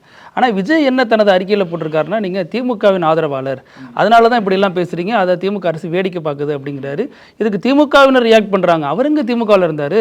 அவர் நேற்று வரைக்கும் எங்களை விமர்சிச்சுட்டு இருந்தார் அப்படிங்கிறாங்க. நீங்கள் யாரு தான் உண்மையிலேயே? இல்லை, திமுக ஆதரவாளர்களும் கைக்கூலி விஜய் சொன்னது நாகரிகமாக சொல்கிறாரு. ஆமாம், கைக்கூலின்னு சொல்கிறாரு. அதாவது அப்போ எந்த அளவுக்கு ஒரு ஹேளவாக இருக்காரு அப்படின்றது தெரியுது. ஆதாய சூதாடி அப்படின்னு அந்த வார்த்தையும் சொல்கிறேன். நான் அதான் கேட்டேன். நான் அதுக்கு கேட்டேன், நீ என்னை ஆதாய சூதாடி நீ சொல்கிற, நீ இது வரைக்கும் கட்சியில், டிவிகே கட்சியில் பாலியல் பலாத்காரம் பண்ண எவனையாவது கண்டிச்சிருந்தேன்னா, இது வரைக்கும் கண்டிச்சு இது வரைக்கும் அறிக்கை விட்டுருந்தேன்னா, நீ ஆதாய சூதாடியா நான் ஆதாய சூதாடியான்னு தெரியும். இது வரைக்கும் அறிக்கை விடலை நீ. அப்போ அதை என்ஜாய் பண்ணவன் நீ தான் ஆதாய சூதாடி, நான் கிடையாது. 41 பேர் மரணம் அடைஞ்சாங்க கரூரில் உன்னைய பார்க்க 120 பேர் காயமடைஞ்சான். விக்கிரவாண்டில் 6 பேர் செத்தான், மாநாட்டில் பல பேர் காயமடைஞ்சான். மதுரை மாநாட்டில் 3 பேர் செத்தான், பல பேர் காயமடைஞ்சான். எந்த பெண்கள்கிட்டையாவது மன்னிப்பு கேட்டிருக்கியா? செத்த கூப்பிட்டு வச்சு காலில் விழுந்தாரு. 41 பேர் குடும்பத்தை அழைச்சாரு வீட்டுக்கு. காலில் விழுந்ததா சிபிஐ கேஸ் இருந்ததுனால நீ கூப்பிட்டு அவனுக்கு சாட்சியை கலைக்கிறதுக்காக 20 லட்சம் கொடுத்த நீ மிக்கிறவனில் செத்தவன் கொடுத்துருக்கணும்லப்பா, மதுரையில் செத்தவன் கொடுத்துருக்கணும்ல. தஞ்சாவூர் பையனை பார்க்கவே இல்லை. தஞ்சாவூர் பையன் செத்தானே. இப்போ உன் பின்னாலே கூடி மாணவன் மோதி செத்தானே, அவனை போய் பார்த்தியா? அவனுக்கு ஏதாவது செஞ்சியா? ஹெல்ப் பண்ணியா? அப்போ நீ எதை ப்ரமோட் பண்ணுற? இந்த தாய்மார்களிடம், இந்த பறி கொடுத்த இந்த தாய்மார்களிடம், பெண்களிடம், குழந்தைகளிடம் மன்னிப்பு கேட்டியா நீ? அப்போ நீ ஆதாய சூதாடியா நான் ஆதாய சூதாடியா? 2வது. 3வது, கட்சியில் தூத்துக்குடியிலேருந்து ஒரு பெண்மணி, பார்ட்டி ஃபங்க்ஷனரி ஒரு அம்மா, பேர் எனக்கு ஞாபகம் இல்லை, அந்த அம்மா போராட்டம் பண்ணி கோரிக்கையை நிறைவேற்ற வருது. நீ காரில் வர்ற, உன்னை நிறுத்தி பெட்டிஷன் கொடுக்க பார்க்குது, தள்ளி விட்டுட்டு போகிற காரை வச்சு ஏற்றி தள்ளி விட்டு நீ பெண்மையை போற்றக்கூடியவனா? நீ ஆதாய சூதாடியா நான் ஆதாய சூதாடியா? அப்போ அந்த வார்த்தை எங்கே தேடின? உனக்கு எவன் எழுதி கொடுத்தது அந்த வார்த்தையை? கடைசி வரைக்கும் நம்பவே மாட்டீங்களா சார்? எவன் உனக்கு அந்தளவுக்கு அறிவு இருந்தால் தான் நீ எங்கேயோ போயிருப்பே. நீ ஆதாய சூதாடியா நான் ஆதாய சூதாடியா? பதில் சொல்லு. நீ இந்த பெண்கள்கிட்ட எல்லாம் மன்னிப்பு கேளு. நான் சொன்னதுக்கு நான் ஓப்பனாக மன்னிப்பு கேட்குறேன். நான் எந்த பெண்மணியை நான் ஒரு தனிப்பட்டவர்களை சொல்லலை, ஒட்டுமொத்த பெண்களை பற்றி நான் இந்த வார்த்தையை உபயோகிக்கலை. நான் நீ ப்ரமோட் பண்ணக்கூடிய திருமணம் தாண்டிய பந்தத்துக்குரிய கள்ள உறவை நீ தான் ப்ரமோட் பண்ணுற. உன்னைய பார்த்து அந்த பிள்ளைங்க கெட்டு போகுது. அப்படி கெட்டு போகிற பிள்ளைங்கள எந்த வார்த்தையை சொல்லி அழைக்கிறது? அப்படி நீயே சொல்லு. சார் இப்போ நாம் தமிழர் நிர்வாகிகள் பல பேர் விஜயை கடுமையாக விமர்சிக்கிறாங்க, கட்சி நிர்வாகிகளை விமர்சிக்கிறாங்க. இன்னும் சொல்ல போனால் திமுகவை சார்ந்தவர்களே பேச்சாளர்கள் பல பேர் விஜயை கடுமையாக விமர்சிக்கிறாங்க. எதுக்குமே கோவப்படாத விஜய் உங்களை குறி வச்சு அவரே வெளியில் வந்திருக்காரு அப்படின்னா அது அந்த கட்சி பெண்களுக்கானது அப்படின்னு விமர்சனம் இருந்தாலும் உண்மையிலே எதற்காக உங்களை இப்போ குறி வைக்கிறாங்கன்னு நினைக்கிறேன். பேசி 10 நாளைக்கு மேலே ஆச்சு. 10 நாளைக்கு மேலே அதுதான் இதுக்கு என்னன்றதை நான் சொல்கிறேன். ராஜேஸ்வரி பிரியா உங்களுக்கு தெரியும்.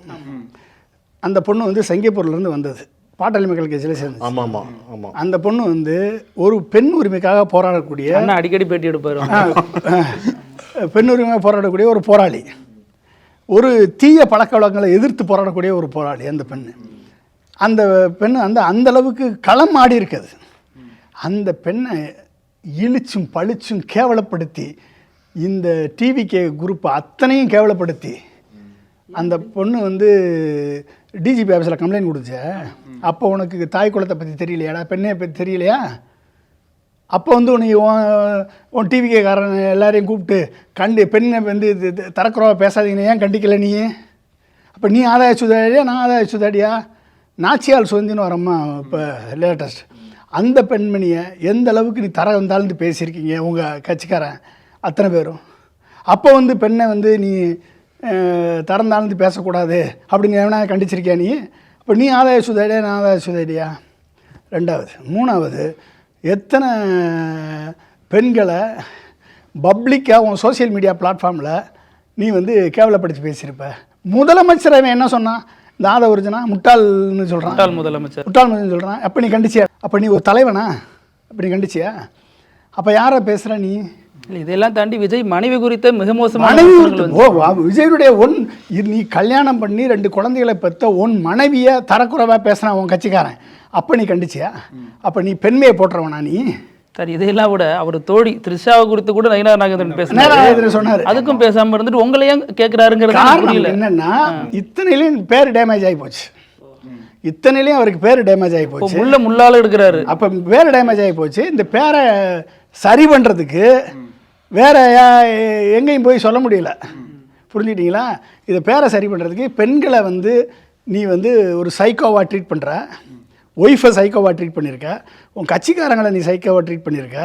இத்தனையும் ட்ரீட் பண்ணி இன்றைக்கி ஒட்டுமொத்த பெண்கள் மத்தியில் நீ வந்து எக்ஸ்போஸ் ஆகி நிற்கிற. அதனால் இந்த பெண்களை காப்பாற்றுறதுக்கு வந்த புது அவதாரம் மாதிரி இன்றைக்கி தான் இவருக்கு வந்து அவதாரம் எடுத்து வந்திருக்க ஒரு மாதிரி நேற்று போய் பனையூர்லேருந்து நேற்று போய் டிஜிபி ஆஃபீஸில் போய் கம்ப்ளைண்ட் பண்ணிட்டு வந்திருக்காரு என்னை மேலே. அவரே போகிறதுங்கிறது முக்கியத்துவம் வாய்ந்த ஒன்றா மாறுது. அதாவது நீங்கள் பாருங்கள், டிஎம்கே வெர்சஸ் டிவிகே, இல்லைன்னா டிவிகே வெர்சஸ் டிஎம்கே, விஜய் வெர்சஸ் ஸ்டாலின்றது போய் விஜய் வெர்சஸ் பொன்ராஜன் வந்து நிற்கிறப்ப. ஆனால் சார் நீங்கள் வைக்கக்கூடிய குற்றச்சாட்டு ஒரு பக்கம் ஏற்றுக்கிட்டாலும் இன்னொரு பக்கம் பொதுவான பார்வை என்ன இருக்குது அப்படின்னா பொன்ராஜ்ட்டு இருந்து இந்த வார்த்தை யாருமே எதிர்பார்க்கல அப்படின்ற ஒரு பார்வை. இல்லை, எனக்கு வந்து எத்தனையோ நண்பர்கள் வந்து நீ ஏன் பேசுகிறீங்க, அதை நீ ஏன் சொல்கிறீங்கன்னு எனக்கு சொன்னாங்க. எங்கள் வீட்லேயும் நீ சொன்னாங்க. நான் எல்லா நண்பர்களும் வந்து எத்தனையோ ஆதரவு ஐ ஸ்டாண்ட் வித் பொன்ராஜின்னு சொல்லி எனக்கு ஹேஷ்டேக் போடுறாங்க, எல்லாம் பண்ணுறாங்க. இந்த வார்த்தையை வந்து சொல்லியிருக்கக்கூடாது, அந்த வார்த்தையை வந்து நான் சொல்லக்கூடாது. ஆனாலும் இந்த சமூகத்தின் ஏற்பட்ட கோபம், இந்த சமூகத்தினுடைய அந்த பெண்கள் அந்த ரசிகர்கள் இந்த மாதிரி பேசுகிறாங்கன்னு இப்போ அந்த பெற்றோர் தரப்புல இருந்து பார்க்கும்பொழுது கண்டிக்க முடியலையா? பெற்றோர்கள் ஆமாம், அந்த வீட்டில் இருக்கிற பெண் குழந்தைகளாக இருக்கட்டும், ஆண் குழந்தைகளாக இருக்கட்டும், அது இப்படி போகிறாங்களே அப்படிங்கிறத கண்டிக்க முடியாத இடத்துல இருக்காங்களா? ஆமாங்க, நீங்கள் பெற்றோர்கள் கண்டிச்சா அந்த பிள்ளைங்க ஏதாவது ஒரு முடிவு எடுத்துட்டாங்கன்னா பெற்றோர்கள் கண்டிக்கிறத உங்களுக்கு நிறைய தொடர்புகள் உண்டு. ஆமாம், இப்போ சோஷியல் மீடியாவில் இருந்து இப்போ நேரில் பார்க்குற தொடர்பு உண்டு. இந்த மாதிரி பெற்றோர்கள் யாராவது உங்கள்கிட்ட இந்த மாதிரி சொல்லியிருக்காங்க? எத்தனை பேர் சொல்லியிருக்காங்க, எத்தனை பேர் என்கிட்ட புலம்பியிருக்காங்க, இப்படிலாம் பேசுகிறாங்க. எத்தனை பேர் இந்த மாதிரி பிள்ளைங்கள்லாம் கண்டிக்க முடியல, எங்களால் சொல்ல முடியல, சொன்னால் விஜய்ன்னு சொல்கிறாங்க. இப்படி வந்து ஒரு ஒரு கல்ச்சர் இல்லை, ஒரு இது இல்லை, தரம் ஒழுக்கக்கேடை ஈஸியாக எடுத்துக்கிறாங்க. இப்படி பேசுகிறத வந்து டிவியில் ஷார்ட்ஸு ரீல்ஸு போடுறத ஈஸியாக பண்ணிவிட்டு அதனால ஃபேமஸ் ஆகலாம்னு நினைக்கிறாங்க. எங்களுக்கு கேவலமாக இருக்குது. எங்களுக்கு வந்து பிள்ளைகளை மற்றவங்களாம் பார்த்து எங்களை சொல்லும் போது எங்களுக்கு ரொம்ப மன வருத்தமாக இருக்குது, எங்களால் சொல்ல முடியல, நீங்கள் சொல்லுங்கன்னு எத்தனை பேர் ஏன்ட்ட சொல்லியிருக்காங்க. இன்றைக்கி இதெல்லாம் ஏற்பட்ட கோபந்தான் ஒரு தலைவன், கட்சி தலைவன் உன்னை ஆயிரக்கணக்கான பேர் பின்பற்றுறான், நீ வந்து அவங்கள திருத்தி கொண்டாடணுமா இல்லையா? எப்படிப்பட்ட ஒரு இளைய சமுதாயத்தை உருவாக்கணும் உன்னை நம்பி வர இளைய சமுதாயத்தை? அப்போ நீ என்ஜாய் பண்ணுற, நீ வந்து அவனை ப்ரொமோட் பண்ணுற, உன்னை எப்படி நான் சொல்கிறது? சார் எனக்கு அங்கே தான் மறுபடியும் அதே இடத்துல சுற்றுது மைண்டு. என்னென்னா நீங்கள் பேசுகிறப்ப இவ்வளோ விமர்சனங்கள் வருது, இப்படி விஜயை போய் கம்ப்ளைண்ட் கொடுக்குறாருல. இப்போ நயினார் நாகேந்திரன் நேரடியாக விஜயையும் அந்த நடிகையும் தொடர்புபடுத்தி பேசுகிறாரு, அதற்கு அமைதியாக இருக்கார். CV சண்முகம் இன்னொரு நடிகை, அவர் கூட நடித்த நடிகையை பற்றி பேசுகிறார், அதற்கு அமைதியாக இருக்கார். இப்போ இவங்க 2 பேரும் கையில் எடுத்தால் அவருக்கு பொலிட்டிக்கல் மைலேஜ் பயங்கரமாக கிடைக்கும். அதை விட்டுட்டு உங்கள் கூட மோதுறதுனால அவருக்கு என்ன கிடைக்க போகுது? அங்கே நயினார் நாகேந்திரனை பேசினா மோடியில் கம்பெடுத்து அடிக்க வருவார். சரி, இங்கே CV சண்முகம் நயன்தாரா பேசுனதுக்கு நயன்தாரா பேசினா அது பாஜக கூட்டணியா இருக்கும். அது பாஜக கூட்டணி, அது அண்டர் கிரவுண்ட் கூட்டணி. என்ன பேசுனா நான் தனிமட்ட மனிதன் தானே, அதான் என்ன ஈஸியா அடிக்கலாம். நீங்க வந்து DMK ப்ராக்ஸி ஆயிட்டீங்க. DMK ப்ராக்ஸி வேற இதுவா செயல்படுறீங்க. என்ன கொடுப்பா DMK ஒத்துக்க மாட்டேங்குது, இவங்களும் DMK ஒத்துக்க மாட்டாங்க, எந்த கட்சி ஒத்துக்க வேண்டாம். நான் வந்துங்க, நான் எந்த கட்சி சார்பற்றவன். நான் வந்து ஒரு கட்சி, ஒரு ஆட்சி எப்படி நடக்கணுன்றதை நான் 20 வருஷமாக பார்த்து வளர்ந்தேன். இந்த கட்சி நல்லா செய்கிறாங்க, நல்லதை ப்ரமோட் பண்ணுறாங்க, ப்ரோக்ரஸ் அதை நோக்கி, வளர்ச்சியை நோக்கி கொண்டு போகிறாங்க, நான் பாராட்டுறேன். பாராட்டினா நான் திமுக ஜோம்பியா இல்லை திமுக ஊப்பியா? நான் இதே நான் இப்போ கிரிட்டிசைஸ் பண்ணியிருக்கேனே. 200 ரூபா ஊப்பி, அதை விட்டீங்க. 200 ரூபா ஊப்பியா? நான் வந்து பாராட்ட வேண்டியதை பாராட்டுறேன். பாருங்க, ஜார்ஜ் புஷ் வரைக்கும் இருந்துட்டு 200 ரூபாய்க்கு கொண்டு வந்து விட்டாயில்ல சார் ரோட்டில். என்ன அப்போ எப்படிப்பட்ட ஒரு கலாச்சாரத்தை இந்த நடிகர் வந்து தமிழ்நாட்டில் பரப்புகிறாரு. அப்போ இதை வந்து எதிர்க்காமல் எப்படி இருக்குது? ஒரு கஷ்டப்பட்டு ஒரு இளைய தமிழ் சமுதாயத்தை நம்ம வளர்ச்சியை நோக்கி கொண்டு போகணும், அடுத்த லெவலுக்கு இந்த நாட்டை வளர்த்தணும்னு நம்ம உழைச்சிக்கிட்டு இருந்தா, ஜஸ்ட் ஒரு படத்தை நடிச்சுட்டு கோடிக்கணக்காக சம்பாரிச்சிட்டு ஒட்டுமொத்த இளைய சமுதாயத்தையுமே கெடுத்துக்கிட்டு அலைஞ்சிக்கிட்டு உதாரணமாக நடக்காமல், அந்த தவறு செய்தால் கூட அவங்கள கண்டிக்காமல் இருந்தால், கண்டிக்க வேண்டிய பொறுப்பு ஒரு பெற்றோருக்கு வந்த பொறுப்பு தான் எனக்கு வந்தது. அதான் நான் சொன்னேன், ஒரு பெற்றோரா, ஒரு அண்ணனா, ஒரு தம்பியா நான் வந்து என்னுடைய கோபத்தை நான் வெளிப்படுத்தினேன். சார் விஜய் மாதிரியே பேசுகிறீங்க, அவரை தான் சொல்கிறாரு. ஒவ்வொரு வீட்லேயும் ஒரு விஜய் இருக்கான், நான் அண்ணனாக இருக்கேன், தம்பியாக இருக்கேன், ஒருத்தவங்களுக்கு சகோதரனாக இருக்கேன், அந்த மாதிரி எல்லாமே அவரும் சொல்கிறாரு. இப்படி ஒரு விஜய் மாதிரி ஒருத்தர் வீட்டில் இருந்தால் விளங்குமா? அது வீட்டுக்கு ஒரு விஜய் இருக்காங்களே, வீட்டுக்கு ஒரு விஜய் விளங்க, அவ்வளோதான். அந்த வீடெல்லாம் ஊற்றி மூடிட்டு போக வேண்டியதான். இந்த தமிழ்நாடு எங்கேயோ பின்னால் போயிடும் இப்படிப்பட்ட ஒரு இளைய சமுதாயத்தை உருவாக்கணும்னா. எப்படிங்க டாலரேட் பண்ணிகிட்டு இருக்குது இதை? அப்போ என்ன அர்த்தம்? இன்றைக்கி நீங்கள் 500 காலுக்கு மேலே எனக்கு ஃபோனில் கால் வந்துக்கிட்டே இருக்கு, இன்னும் வந்துக்கிட்டே இருக்கு எனக்கு ஃபோனுக்கு. அது ஒரு கேள்வி வச்சுருக்கேன் சார், எப்படி எல்லாம் மிரட்டல்கள் உங்களுக்கு வருது ஃபோன்? என்னை வந்து வெட்டு வேண்டாம், குத்து வேண்டாம், கொள்ளு வேண்டாம், அடிப்பேன்றான், தரக்குறவாக பேசுகிறான், உன்னை வந்து என் குடும்பத்தை தரக்குறவாக பேசுகிறான், சோசியல் மீடியாவில் தரக்குறவாக பேசுகிறான், வாட்ஸ்அப்பில் மெசேஜ் தரக்குறவா. நம்பர்லாம் எப்படி கண்டுபிடிக்கிறாங்க சார்? எனக்கே உங்கள் நம்பர் தெரியாது, அண்ணன் கேட்டு தான் வாங்கணும். நம்பர் என் நம்பரு எல்லாருக்கும் தெரியும். இன்ஸ்டாகிராம், ஃபேஸ்புக்கில் இருந்திருக்கோம், எடுத்திருப்பாங்க. அது எடுத்து எத்தனை இன்னும் வந்துக்கிட்டே இருக்கு ஃபோனு. என்னால் ஃபோனை யூஸ் பண்ண முடியல. அப்போ இப்படிப்பட்ட ஒரு கலாச்சாரத்தை வாய்ஸ் ஆஃப் காமன்ஸ்னு ஆதரவரிச்சுனா நீங்கள் ஒரு ஆளுமை சார். என்னை பொறுத்த வரைக்கும் நீங்கள் வந்து ஒரு 10 நிமிஷம் ஒத்துட்டு பேசும்போதே அவரோட நீங்கள் வந்து அப்சர்வ் பண்ணி அவர் நம்ம பேசுகிறது கவனிக்கிறாரு, யோசிக்கிறாரு அப்படிங்கிறதெல்லாம் உங்களுக்கு கண்டிப்பாக தெரியும், தெரியாமலாம் இருக்காது. 3 மணி நேரம் உட்காந்து அவர்கிட்ட பேசியிருக்கீங்க. அப்போ எதுவுமே நீங்கள் அப்போ அவரை வந்து நீங்கள் யோசிக்கலையா? இல்லை அதுக்கப்புறம் வந்து நடிகராக தான் எனக்கு தெரியும். அப்போ வந்து கேட்டார், எப்படி நான் வந்து அரசியல் இறங்கலாம்னு நினைக்கிறேன், நான் என்ன செய்யணும் அப்படின்னு நீங்கள் சொல்லுங்கன்னு கேட்டுக்கிட்டே இருப்பாப்புல. நான் சொல்கிறத கேட்டுகிட்டே இருந்தாப்புல. இப்போ தான் தெரியுது ஒன்றுமே மண்டையில் ஏறலைன்னு. கூட யார் சார்? புஷி ஆனந்தோட யார் சார் இருந்தார்? ஒருத்தர் இல்லை, அவர், நான், தாமு 3 பேர் தான் இருந்தோம். சார் இப்போ திமுகவினர் உங்களை டிஸ்ஓன் பண்ணுறதுக்கு காரணம் நீங்கள் ஊடகங்களில் கொடுக்குற பேட்டியில் மக்கள் நீதி மையத்துக்கு அதிக தொகுதிகளை கொடுத்துருக்கணும், அதுதான் வந்து இவர் வந்து இங்கே இருந்துக்கிட்டே திமுக எதிராக பேசுகிறாருன்னு விமர்சனத்தை வைக்கிறாங்க.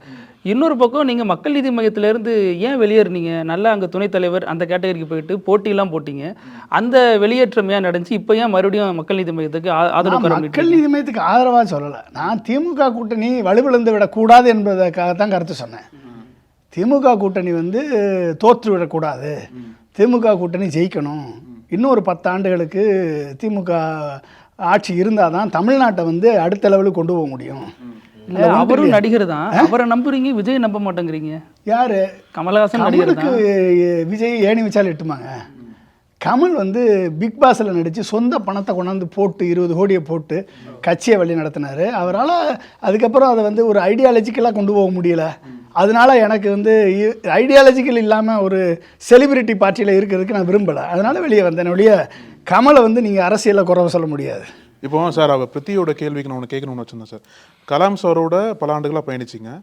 அப்போது காலம் எப்படி கலாம் சார்கிட்ட இருந்து கமல் இடத்துக்கு வந்து விட்டுச்சு உங்களை? கமல் இடத்துக்கு கொண்டாடல. நான் வந்து தமிழ்நாட்டில் நான் வந்து இருக்கணும்னு நான் வந்திருக்கேன். நம்மளுக்கு வந்து ஹிந்தி தெரியாது எனக்கு. இல்லை நான் டெல்லியிலே டெல்லி அரசியல் பண்ணியிருப்பேன். டெல்லியில் இருந்து நான் என் கூட ஹிந்தி பேசுகிறவங்க தமிழ் பேச வச்சேன் நான்.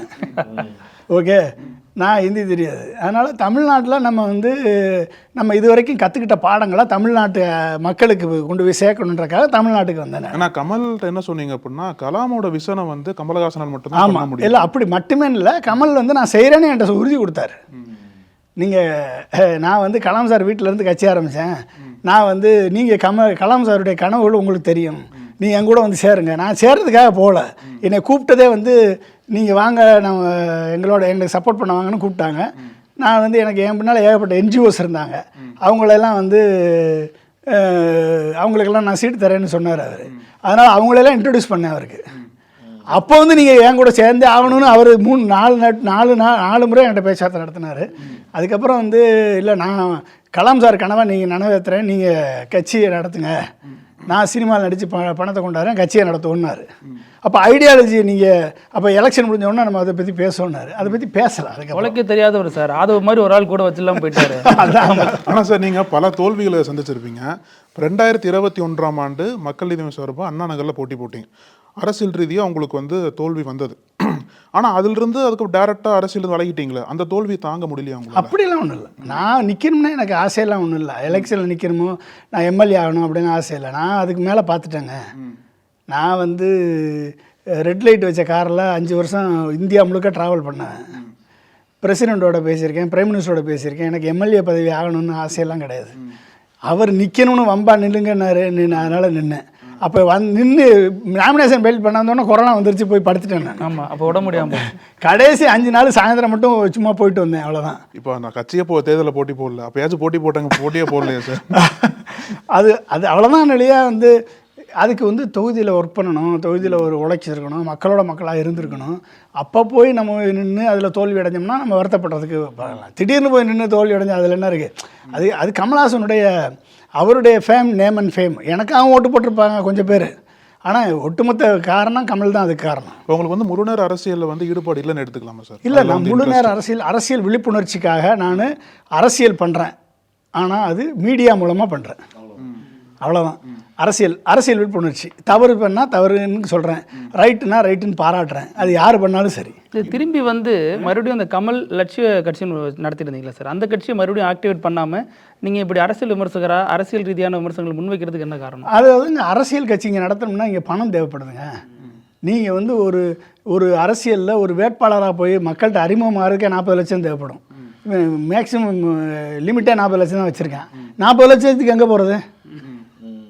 அப்போ அந்த பணத்தை வாங்கணுன்னா நான் வந்து இந்த மாதிரி லாட்ரி சுரண்டல் அதிபர்களோட எல்லாம் உறவு வைக்கணும். இதெல்லாம் தேவையா எனக்கு? நான் எங்கெல்லாம் இருந்துட்டு இவங்களோட, அதாவது இந்த பணத்தை சம்பாதிக்கிறதுக்காக நான் இங்கே வரல.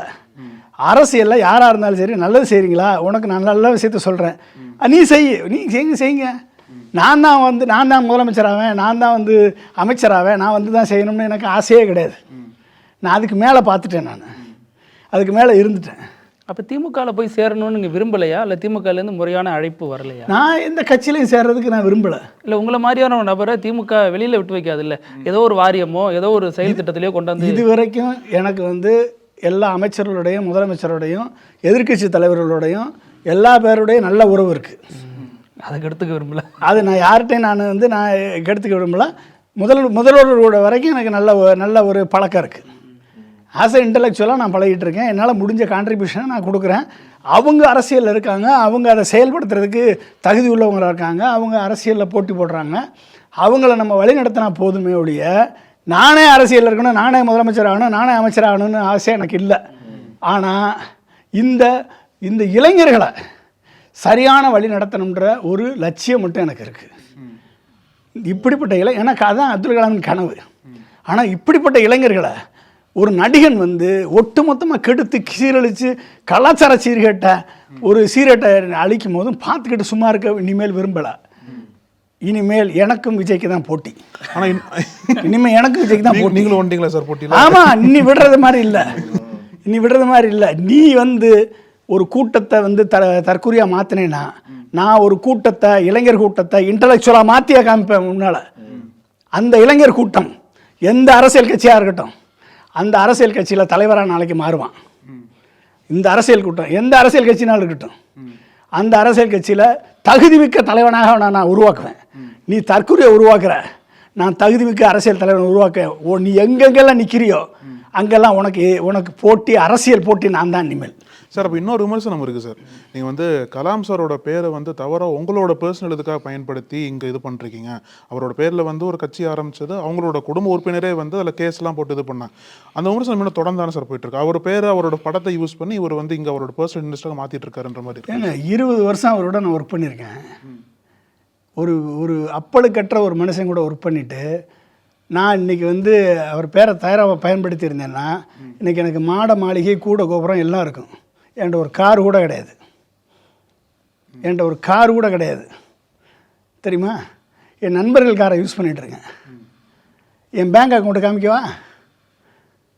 என்கிட்ட ஒரு பைசா கூட கிடையாது.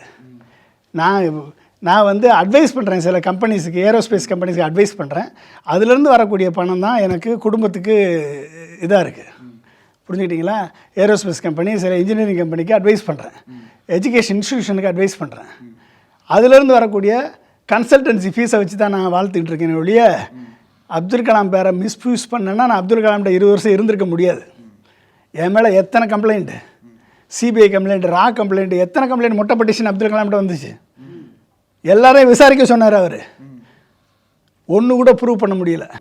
எல்லாமே பொய்ன்னு வந்துச்சு. என்னென்ன கம்ப்ளைண்ட்லாம் வரும் சார்? எத்தனையோ கம்ப்ளைண்ட், எத்தனை மொட்டை பெட்டிஷன் தானே, என்ன வேணாலும் போடலாம். இவன் இப்போ மட்டுமா சொல்கிறாங்க எத்தனை கம்ப்ளைண்ட். நான் அவர் கூட இருக்கும் போதும், டைரக்டர் டெக்னாலஜியாக இருக்கும் போதும் எத்தனை கம்ப்ளைண்ட்டு. ஜார்ஜ் புஷ் கை கொடுத்த உடனே செக்ரட்டரியாக கம்ப்ளைண்ட் பண்ணார் என் மேலே. அது எனக்கு செக்ரட்டரி பண்ணாருன்னு தெரியாது. அதுக்கப்புறம் ஒரு 7 வருஷம் கழிச்சு கலாம் சார் சொன்னார், யார் பண்ணார் உனக்கு தெரியுமா அப்படின்னு. நம்ம கூட இருந்தவன் தான் பண்ணியிருக்கேன் அப்படின்னு. புரிஞ்சுட்டீங்களா சார்? அது மாதிரி அது பெரிய அரசியல், உங்களை காலி பண்ணுற அரசியல் அது. அப்போ இப்படி இருக்கவனை போயிட்டு நீ கலாம் சாரை பயன்படுத்தி இன்னைக்கு கலாம் சாருடைய பேரை சொல்லி இன்னைக்கு எங்கேயாவது நான் வந்து கோடிக்கணக்கில் லட்சக்கணக்கில் சம்பாரிச்சிருக்கேன்னா எங்கன்னா ப்ரூவ் பண்ண சொல்லுங்கள் பார்ப்போம். ஏன்னா ப்ரூவ் பண்ண சொல்லுங்கள். இவங்கெல்லாம் வந்து அரகுற பசங்க, இவங்களுக்கெல்லாம் என்ன தெரியும் சார்? இப்போ அக்னிச்சிறகுகள் படிக்காதாலே இருக்க மாட்டாங்க. மின்சா போய் எல்லாரும் படிச்சிருக்கோம். அப்பழுக்கற்ற நபரா அப்துல் கலாம் எல்லார் மத்தியிலும் அடையாளப்படுத்தப்பட்டார். ஆனால் அவர் மீது மறுபக்கம் ஒரு விமர்சனமும் வைக்கப்பட்டுச்சு. இந்த குஜராத் கலவரத்தை கண்டும் காணாமல் விட்டுட்டாரு. அவர் வந்து இன்னும் இறங்கி வந்து விமர்சித்திருக்கணும். பாஜக ஆதரவில் இருந்ததுனால அவரால் அதை பேச முடியலங்கிற மாதிரி விமர்சனம். இது உங்களை விட்டால் சரியான ஆள் கிடையாது பதில் சொல்ல. ஏங்க அவர் என்ன பிரைம் மினிஸ்டராங்க, உடனே குஜராத் கலவரத்தில் நரேந்திர மோடியை அரெஸ்ட் பண்ணி உள்ளே வைக்கிறதுக்கு? அவர் பிரசிடெண்ட்டுங்க. அவர் வந்து எல்லா கட்சியும் தேர்ந்தெடுக்க ஒரு பிரசிடெண்ட். அவருக்குன்னு ஒரு லிமிட்டட் பவர் தான் இருக்குது. அவர் வந்து மத்திய அரசு சொல்ல முடியும், மத்திய அரசு தான் அதுக்கு நடவடிக்கை எடுக்க முடியும்.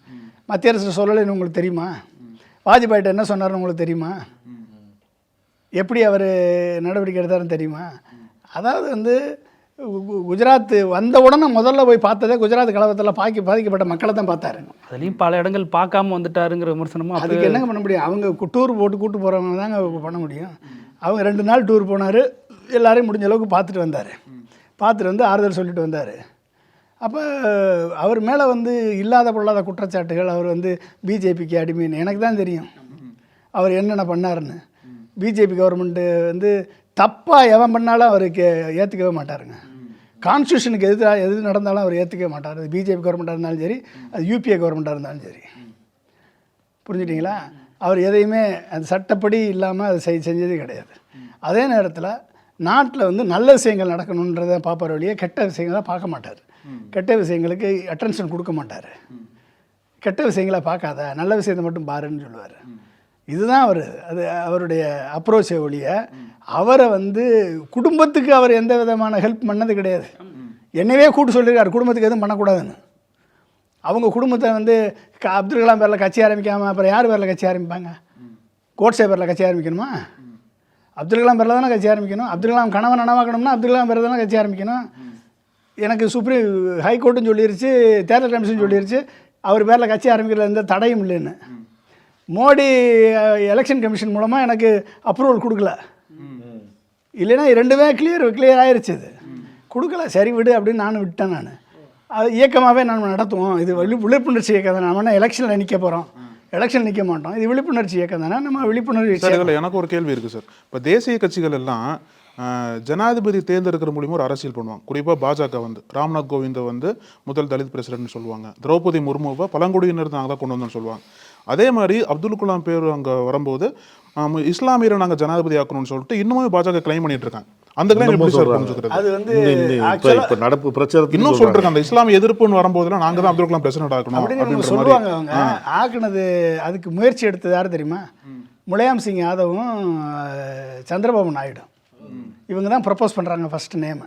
பாஜக ப்ரப்போஸ் அப்போ பாஜக யாரும் ப்ரப்போஸ் பண்ணல. வாஜ்பாயில் வந்து அலெக்சாண்டர் தான் கன்சிடரேஷனில் இருந்தார். ஜார்ஜ் அலெக்சாண்டர் அவர் தான் கன்சிடர் பண்ணிட்டு இருந்தாங்க. இவர் சொன்ன பிறகு நான் யோசிச்சு சொல்கிறேன்ட்டார் வாஜ்பாய் 2 நாள் கழிச்சு. அப்புறம் 3ஆவது நாள் தான் யோசிச்சு ஓகே நான் ஏற்றுக்கிறேன்னு சொல்லிட்டு அப்புறம் வந்தார். அவங்களோட ஆதரவு அதிகமாக தேவைப்படுதுன்னு சந்திரபாபு நாயுடு முலாயம் சிங் யாதவ் ஆதரவு வேணுன்றதுக்காக அவர் வந்து ப்ரப்போஸ் பண்ணார். அதுக்கப்புறம் கலாம் சாரை நீங்கள் கூப்பிட்டு ஃபோன் பண்ணி பிரமோத் மகாஜனை அனுப்பி ஓகே சொன்னார். அப்போ கலாம் சார் என்ன சொன்னார்? நான் உடனே ஓகே சொல்ல மாட்டேன், எல்லோரும் நீங்கள் காங்கிரஸும் சேர்ந்து எனக்கு சப்போர்ட் பண்ணால் தான் நான் வருவேன்னு சொல்லிட்டார். அப்போ காங்கிரஸும் சப்போர்ட் பண்ணி சோனியா காந்தி அனௌன்ஸ் பண்ண பிறகு தான் அண்ணா யூனிவர்சிட்டியில், அப்போ நான் கூட இருக்கேன் அண்ணா யூனிவர்சிட்டியில் ப்ரெஸ் மீட் கொடுக்குறாரு. எப்போ சோனியா காந்தி அக்செப்ட் பண்ண பிறகு யுனானிமஸாக தேர்ந்தெடுக்கணும். அப்போ யுனானிமஸ் தேர்ந்தெடுத்தாங்களா? பிஜேபி மட்டும் தேர்ந்தெடுத்துச்சா? காங்கிரஸுக்கும் பங்கு இருக்குது. அப்போ 2வது முறையாக வர முடியாமல் போனதுக்கு தமிழக கட்சிகள் தான் காரணம், கலைஞர் காரணம், ஜெயலலிதா காரணங்கிற விமர்சனம் ஆண்டாண்டு காலமாக சொல்லப்படுது. அவர் தான் காரணம். அவர் தான் விரும்பலை. அப்துல் கலாம் வந்து 2வது முறையாக நான் வர்றதுக்கு விருப்பம் இல்லைன்னு சோனியா காந்தி விரும்பலன்னு சொன்னாங்க சார். சோனியா காந்தி விரும்பலை. ஏன்னா அந்த office of the property bill வந்து இவர் ஹோல்டு பண்ணார். அதெல்லாம் வந்து ஏகப்பட்ட விஷயங்கள் வந்து இருந்ததுனால சோனியா காந்தி விரும்பலை, அது காங்கிரஸ் விரும்பலை, அது கலைஞர் விரும்பலை அப்படின்றதெல்லாம் இருக்குதுன்னு வச்சுக்கோங்க. ஜெயலலிதாவும் வைகோ தான் இப்போ ப்ரப்போஸ் பண்ணார். வைகோ தான் அதுக்கு முன்னெடுத்தார். வந்து ஆமாம், வைகோ தான் அதுக்கு முன்னெடுத்து வரணும்னு சொல்லி ஜெயலலிதாவுடைய பெர்மிஷன் வாங்கி ஜெயலலிதாவுக்கு சப்போர்ட்டை வாங்கி இவங்க 2 பேரும் சொல்லி எல்லோரும் வந்து சொன்னாங்க. கலாம் சார் என்ன சொன்னார்? யுனானிமஸாக இல்லாமல் போட்டி போட நான் விரும்பலை. இந்த ஜனாதிபதி மாளிகையை ஒரு அரசியல் அதிகார மையமாக மாற்ற விரும்பலைன்ட்டார். அவருக்கு 2வது முறையாக வர்றதுக்கு அவருக்கு விருப்பம் இல்லை. மக்களை சந்திக்கணும், மாணவர்களை சந்திக்கணுன்றது தான் அவர் விருப்பம் இருந்தது இல்லையா? இவங்க சொல்கிற மாதிரி அவர் ஆசைப்பட்டார் அப்படியெல்லாம் வந்து இதெல்லாம் சும்மா வேஸ்ட். இப்போது உங்களை திமுகவினர் அது மாதிரி நாம் தமிழர் கட்சியினர் இது 2 பேர் எடுத்துக்கிட்டா திமுக கூட டிஸ்ஓன் பண்ணிடுது. அங்கங்கே அவர் இங்கே கட்சி இல்லைங்க, வெளியிலேருந்து அப்பப்போ பேசுவார் எங்கள் கட்சி இல்லைன்னு. ஆனால் நாம் தமிழர் உங்களுக்கு ஆதரவாக ஒரு சில இடங்களில் குரல் கொடுக்குறாங்க. நேரடியாக சொல்லலைனாலும் நீங்கள் மட்டும் ஒழுங்கா நீங்கள் இப்படிலாம் பண்ணியிருக்கீங்க அப்படின்னு உங்கள் லிஸ்ட் எடுத்து போடுறாங்க. இதை எப்படி பார்க்குறீங்க? அதாவதுங்க, நான் நல்ல விஷயங்களை யார் பண்ணாலும் பாராட்டுவேன். நாம் தமிழர் சீமான் வந்து தற்சார்பு பொருளாதாரத்தை பேசக்கூடிய ஒரே தலைவர் நாம் தமிழர் சீமான். அவர் மேலே எனக்கு 1008 கருத்துக்கள் இருக்கலாம். பிராமண கடப்பாரை வச்சு திராவிட கோட்டையை ஒடிக்கிறதெல்லாம் எனக்கு பிடிக்காததான். அதெல்லாம் நம்ம வந்து விமர்சனம் பண்ணியிருக்கேன். நான் சீமானே விமர்சனம் பண்ணியிருக்கேன். ஆனால் அதே நேரத்தில் தற்சார்பு பொருளாதாரத்தை பேசக்கூடிய தலைவராக இன்றைக்கி சீமான் இருக்கார் அப்படின்னா இன்றைக்கி அவர் இருக்கார். ஆனால் அதை வந்து முதல்வர் ஏற்றுக்கிட்டு செயல்படுத்துகிறாரு. முதல்வர் செயல்படுத்துகிற இடத்துல முதல்வர் இருக்கார். அப்போ நான் முதல்வரையும் பாராட்டணும், சீமானையும் பாராட்டி தானே ஆகணும். நான் வந்து எந்த கட்சியும் சாராதது தானே. அப்போ இன்றைக்கி நீங்கள் வேற ஒன்றும் இல்லை, திமுக வந்து சித்தாந்தத்திலையும் ஃபிலாசபிலையும் இன்றைக்கி வந்து ஒரு வளர்ச்சியிலையும் ஒரு ஆட்சி முறை நிர்வாகத்திலையும் இன்றைக்கி லீடிங்கில் இருக்குது. அது வந்து அடுத்து வரணும் அப்படின்றது எதுக்கு காரணம்? இந்த தொடர் வளர்ச்சி, இரட்டை இலக்க வளர்ச்சி, இந்த முதலீடு, இந்த இது வந்து இன்னொரு 10 வருஷத்துக்கு தொடர்ந்தால் தான் தமிழ்நாடு ஒரு வளர்ந்த நாடாக மாறும். அப்போ அதுக்கு வந்து உரமாக இன்றைக்கி திமுக தலைவர் இருக்கார். அப்படின்றதுனால நான் அவர் செய்யக்கூடிய நல்ல விஷயங்களை ஆதரிக்கிறேன், கெட்ட விஷயங்களை சுட்டி காட்டுறேன், சரியில்லாத விஷயங்களை சுட்டி காட்டுறேன். இதெல்லாம் சரியில்லை, நீங்கள் வந்து மக்கள் நீதி மையத்துக்கு அவர் சொன்னால் ஏற்றுட்டு இருக்கக்கூடாது, நீங்கள் அவருக்கு சீட்டு கொடுத்துருக்கணும் இப்படின்னு நான் சொல்கிறேன். அப்போ நான் திமுக காரனா? இல்லை. அதே நேரத்தில் சீமான் தவறு செய்யும் போதும் நான் கண்டிக்கிறேன், சீமானையும் பாராட்டுறேன். இன்றைக்கி இருக்கக்கூடிய கட்சிகளில் திமுக ஃப்ரண்டில் இருக்குது அப்படின்னா அதுக்கு அடுத்த லெவலில் தமிழ் தேசியத்தை முன்னெடுத்து, தமிழ் தேசியம் அப்படின்றதுல ஏகப்பட்ட டிஸ்கஷன் இருக்குது, டிஸ்பியூட் இருக்குதுன்னு வச்சுக்கோங்க. தமிழ் தேசியம்னு இந்தியாவில் உட்காந்து பேச முடியாது. ஆமாம், வாய்ப்பே இல்லை, பேச முடியாது. அதே நேரத்தில் பெரியாரை 18 வருஷம் பாராட்டிட்டு அவர் சொல்கிறது முரணாக இருக்குது, கருத்து முரணாக இருக்குது. இதெல்லாம் நம்ம ஏற்றுக்க முடியாது. ஆனால் அதே நேரத்தில் இன்றைக்கி ஒரு தலைவனாக நின்று ஒரு எந்த பிரச்சனைனாலும் ப்ரெஸ்ஸை ஹேண்டில் பண்ணி பேசி ஒரு தமிழ் தேசியத்தை பேசி, அதே நேரத்தில் ஒரு தற்சார்பு பொருளாதாரத்தை பேசக்கூடிய ஒரே தலைவன் சீமான் தான் இருக்காப்புல. சீமானுக்கு நீ கிட்டத்திலையாவது நீ வந்து கால் தூசிக்கு பெறுவியா நீ விஜய்? பேச முடியும். செய்தியாளர் சந்திப்புக்கு தயங்க மாட்டார் சீமானை பொறுத்த வரைக்கும். செய்தியாளர் சந்திப்புக்கு தயங்க மாட்டார், தயங்க மாட்டார், பேசுவார். நீ ஒரு செய்தியாளர் சந்திப்பை சந்திச்சிருக்கியா? வேற ஒன்றும் இல்லை, வேற ஒன்றும் வேணாம், நீ வேற எங்கேயும் போக வேணாம். சிஎம் ஆகுங்க சந்திப்பான்னு சொல்கிறாரு சார். சிஎம், ஆமாம், சிஎம் ஆக்கின பிறகு இவர் ஊரெல்லாம் போவார். நீங்கள் வேற ஒன்றும் வேணாங்க. நீ இப்போ வந்து என்னை பற்றி கம்ப்ளைண்ட் கொடுத்துட்டீங்களா ஜிஜிபி ஆஃபீஸு, இதே ஆஃபீஸுக்கு வர சொல்லுங்கள். டிவியில் 1 to 1 விஜய் நானும் உட்கார்றோம். நீ கேள்விகளை நான் பதில் சொல்கிறேன், நான் கேட்குற கேள்வி நீ பதில் சொல்லிடு. நீ அரசியலில் நீ தலைவன் நான் ஒத்துக்கிறேன். டிபேட் வச்சுக்கோ, எந்த ஊடகம்னாலும் சரி, நேருக்கு நேர் வா. எந்த ஊடகம்னாலும் சரி, நேருக்கு நேராக பேசுவோம், அரசியல் பேசுவோம். நீ வா, ஓகே? இல்லை நீ பண்ண பெண்களுக்கு எதிராக நீ பண்ண அத்தனை குற்றங்களுக்கும் மன்னிப்பு கேளு, நானும் மன்னிப்பு கேட்க. பெண்களை தான் தூக்கி பிடிக்கிறாரு சார் அவர். அது பெண்கள் தினத்துக்கு அவர் கொடுத்த வாக்குறுதியெல்லாம் உங்களுக்கு கவனத்துக்கு வந்ததா? என்ன வாக்குறுதி கொடுத்தாரு? ஏகப்பட்ட வாக்கு. ஆமாம், அது ஒரு 10 வாக்குறுதி. அது 1.25 லட்சம் கோடிங்க. 1.25 லட்சம் கோடி. நீங்கள் ஏற்கனவே ஃபிஸ்கல் டெபிசிட் 1 லட்சம் கோடி இருக்குது நம்ம தமிழ்நாடு. நீ 1.25 லட்சம் கோடினா 2.25 லட்சம் கோடி ஆயிரும். திமுக கடன் வாங்க, அவர் கடன் வாங்குவார் சார். 2500 ரூபா. அதான் சொல்கிறேன், 10 வாக்குறுதியை நான் படித்து பார்த்து உடனே நான் கமெண்ட் போட்டிருக்கேன். 1.25 லட்சம் கோடிக்கு நீ வாக்குறுதி கொடுத்துருக்க தம்பி.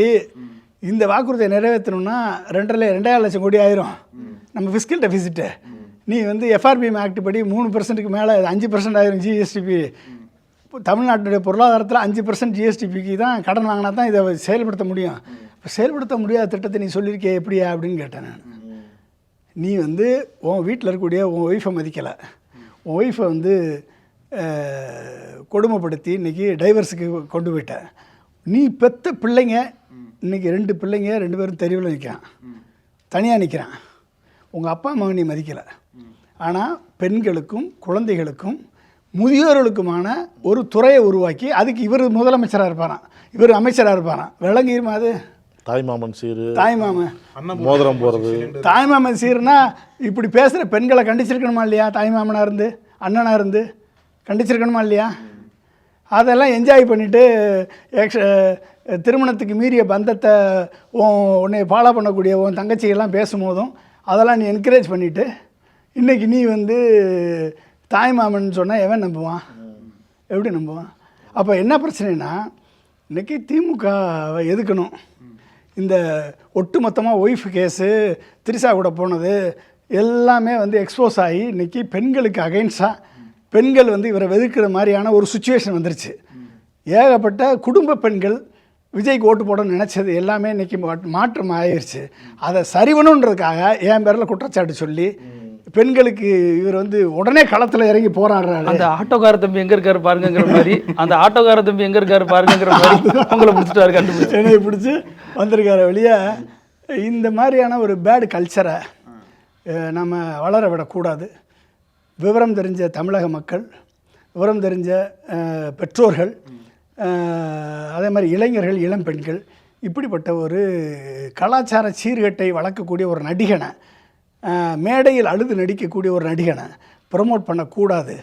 எனவே வந்து இனிமேல் எனது போராட்டம், எனது களம் விஜயை எதிர்த்த களமாகத்தான் இருக்கும்.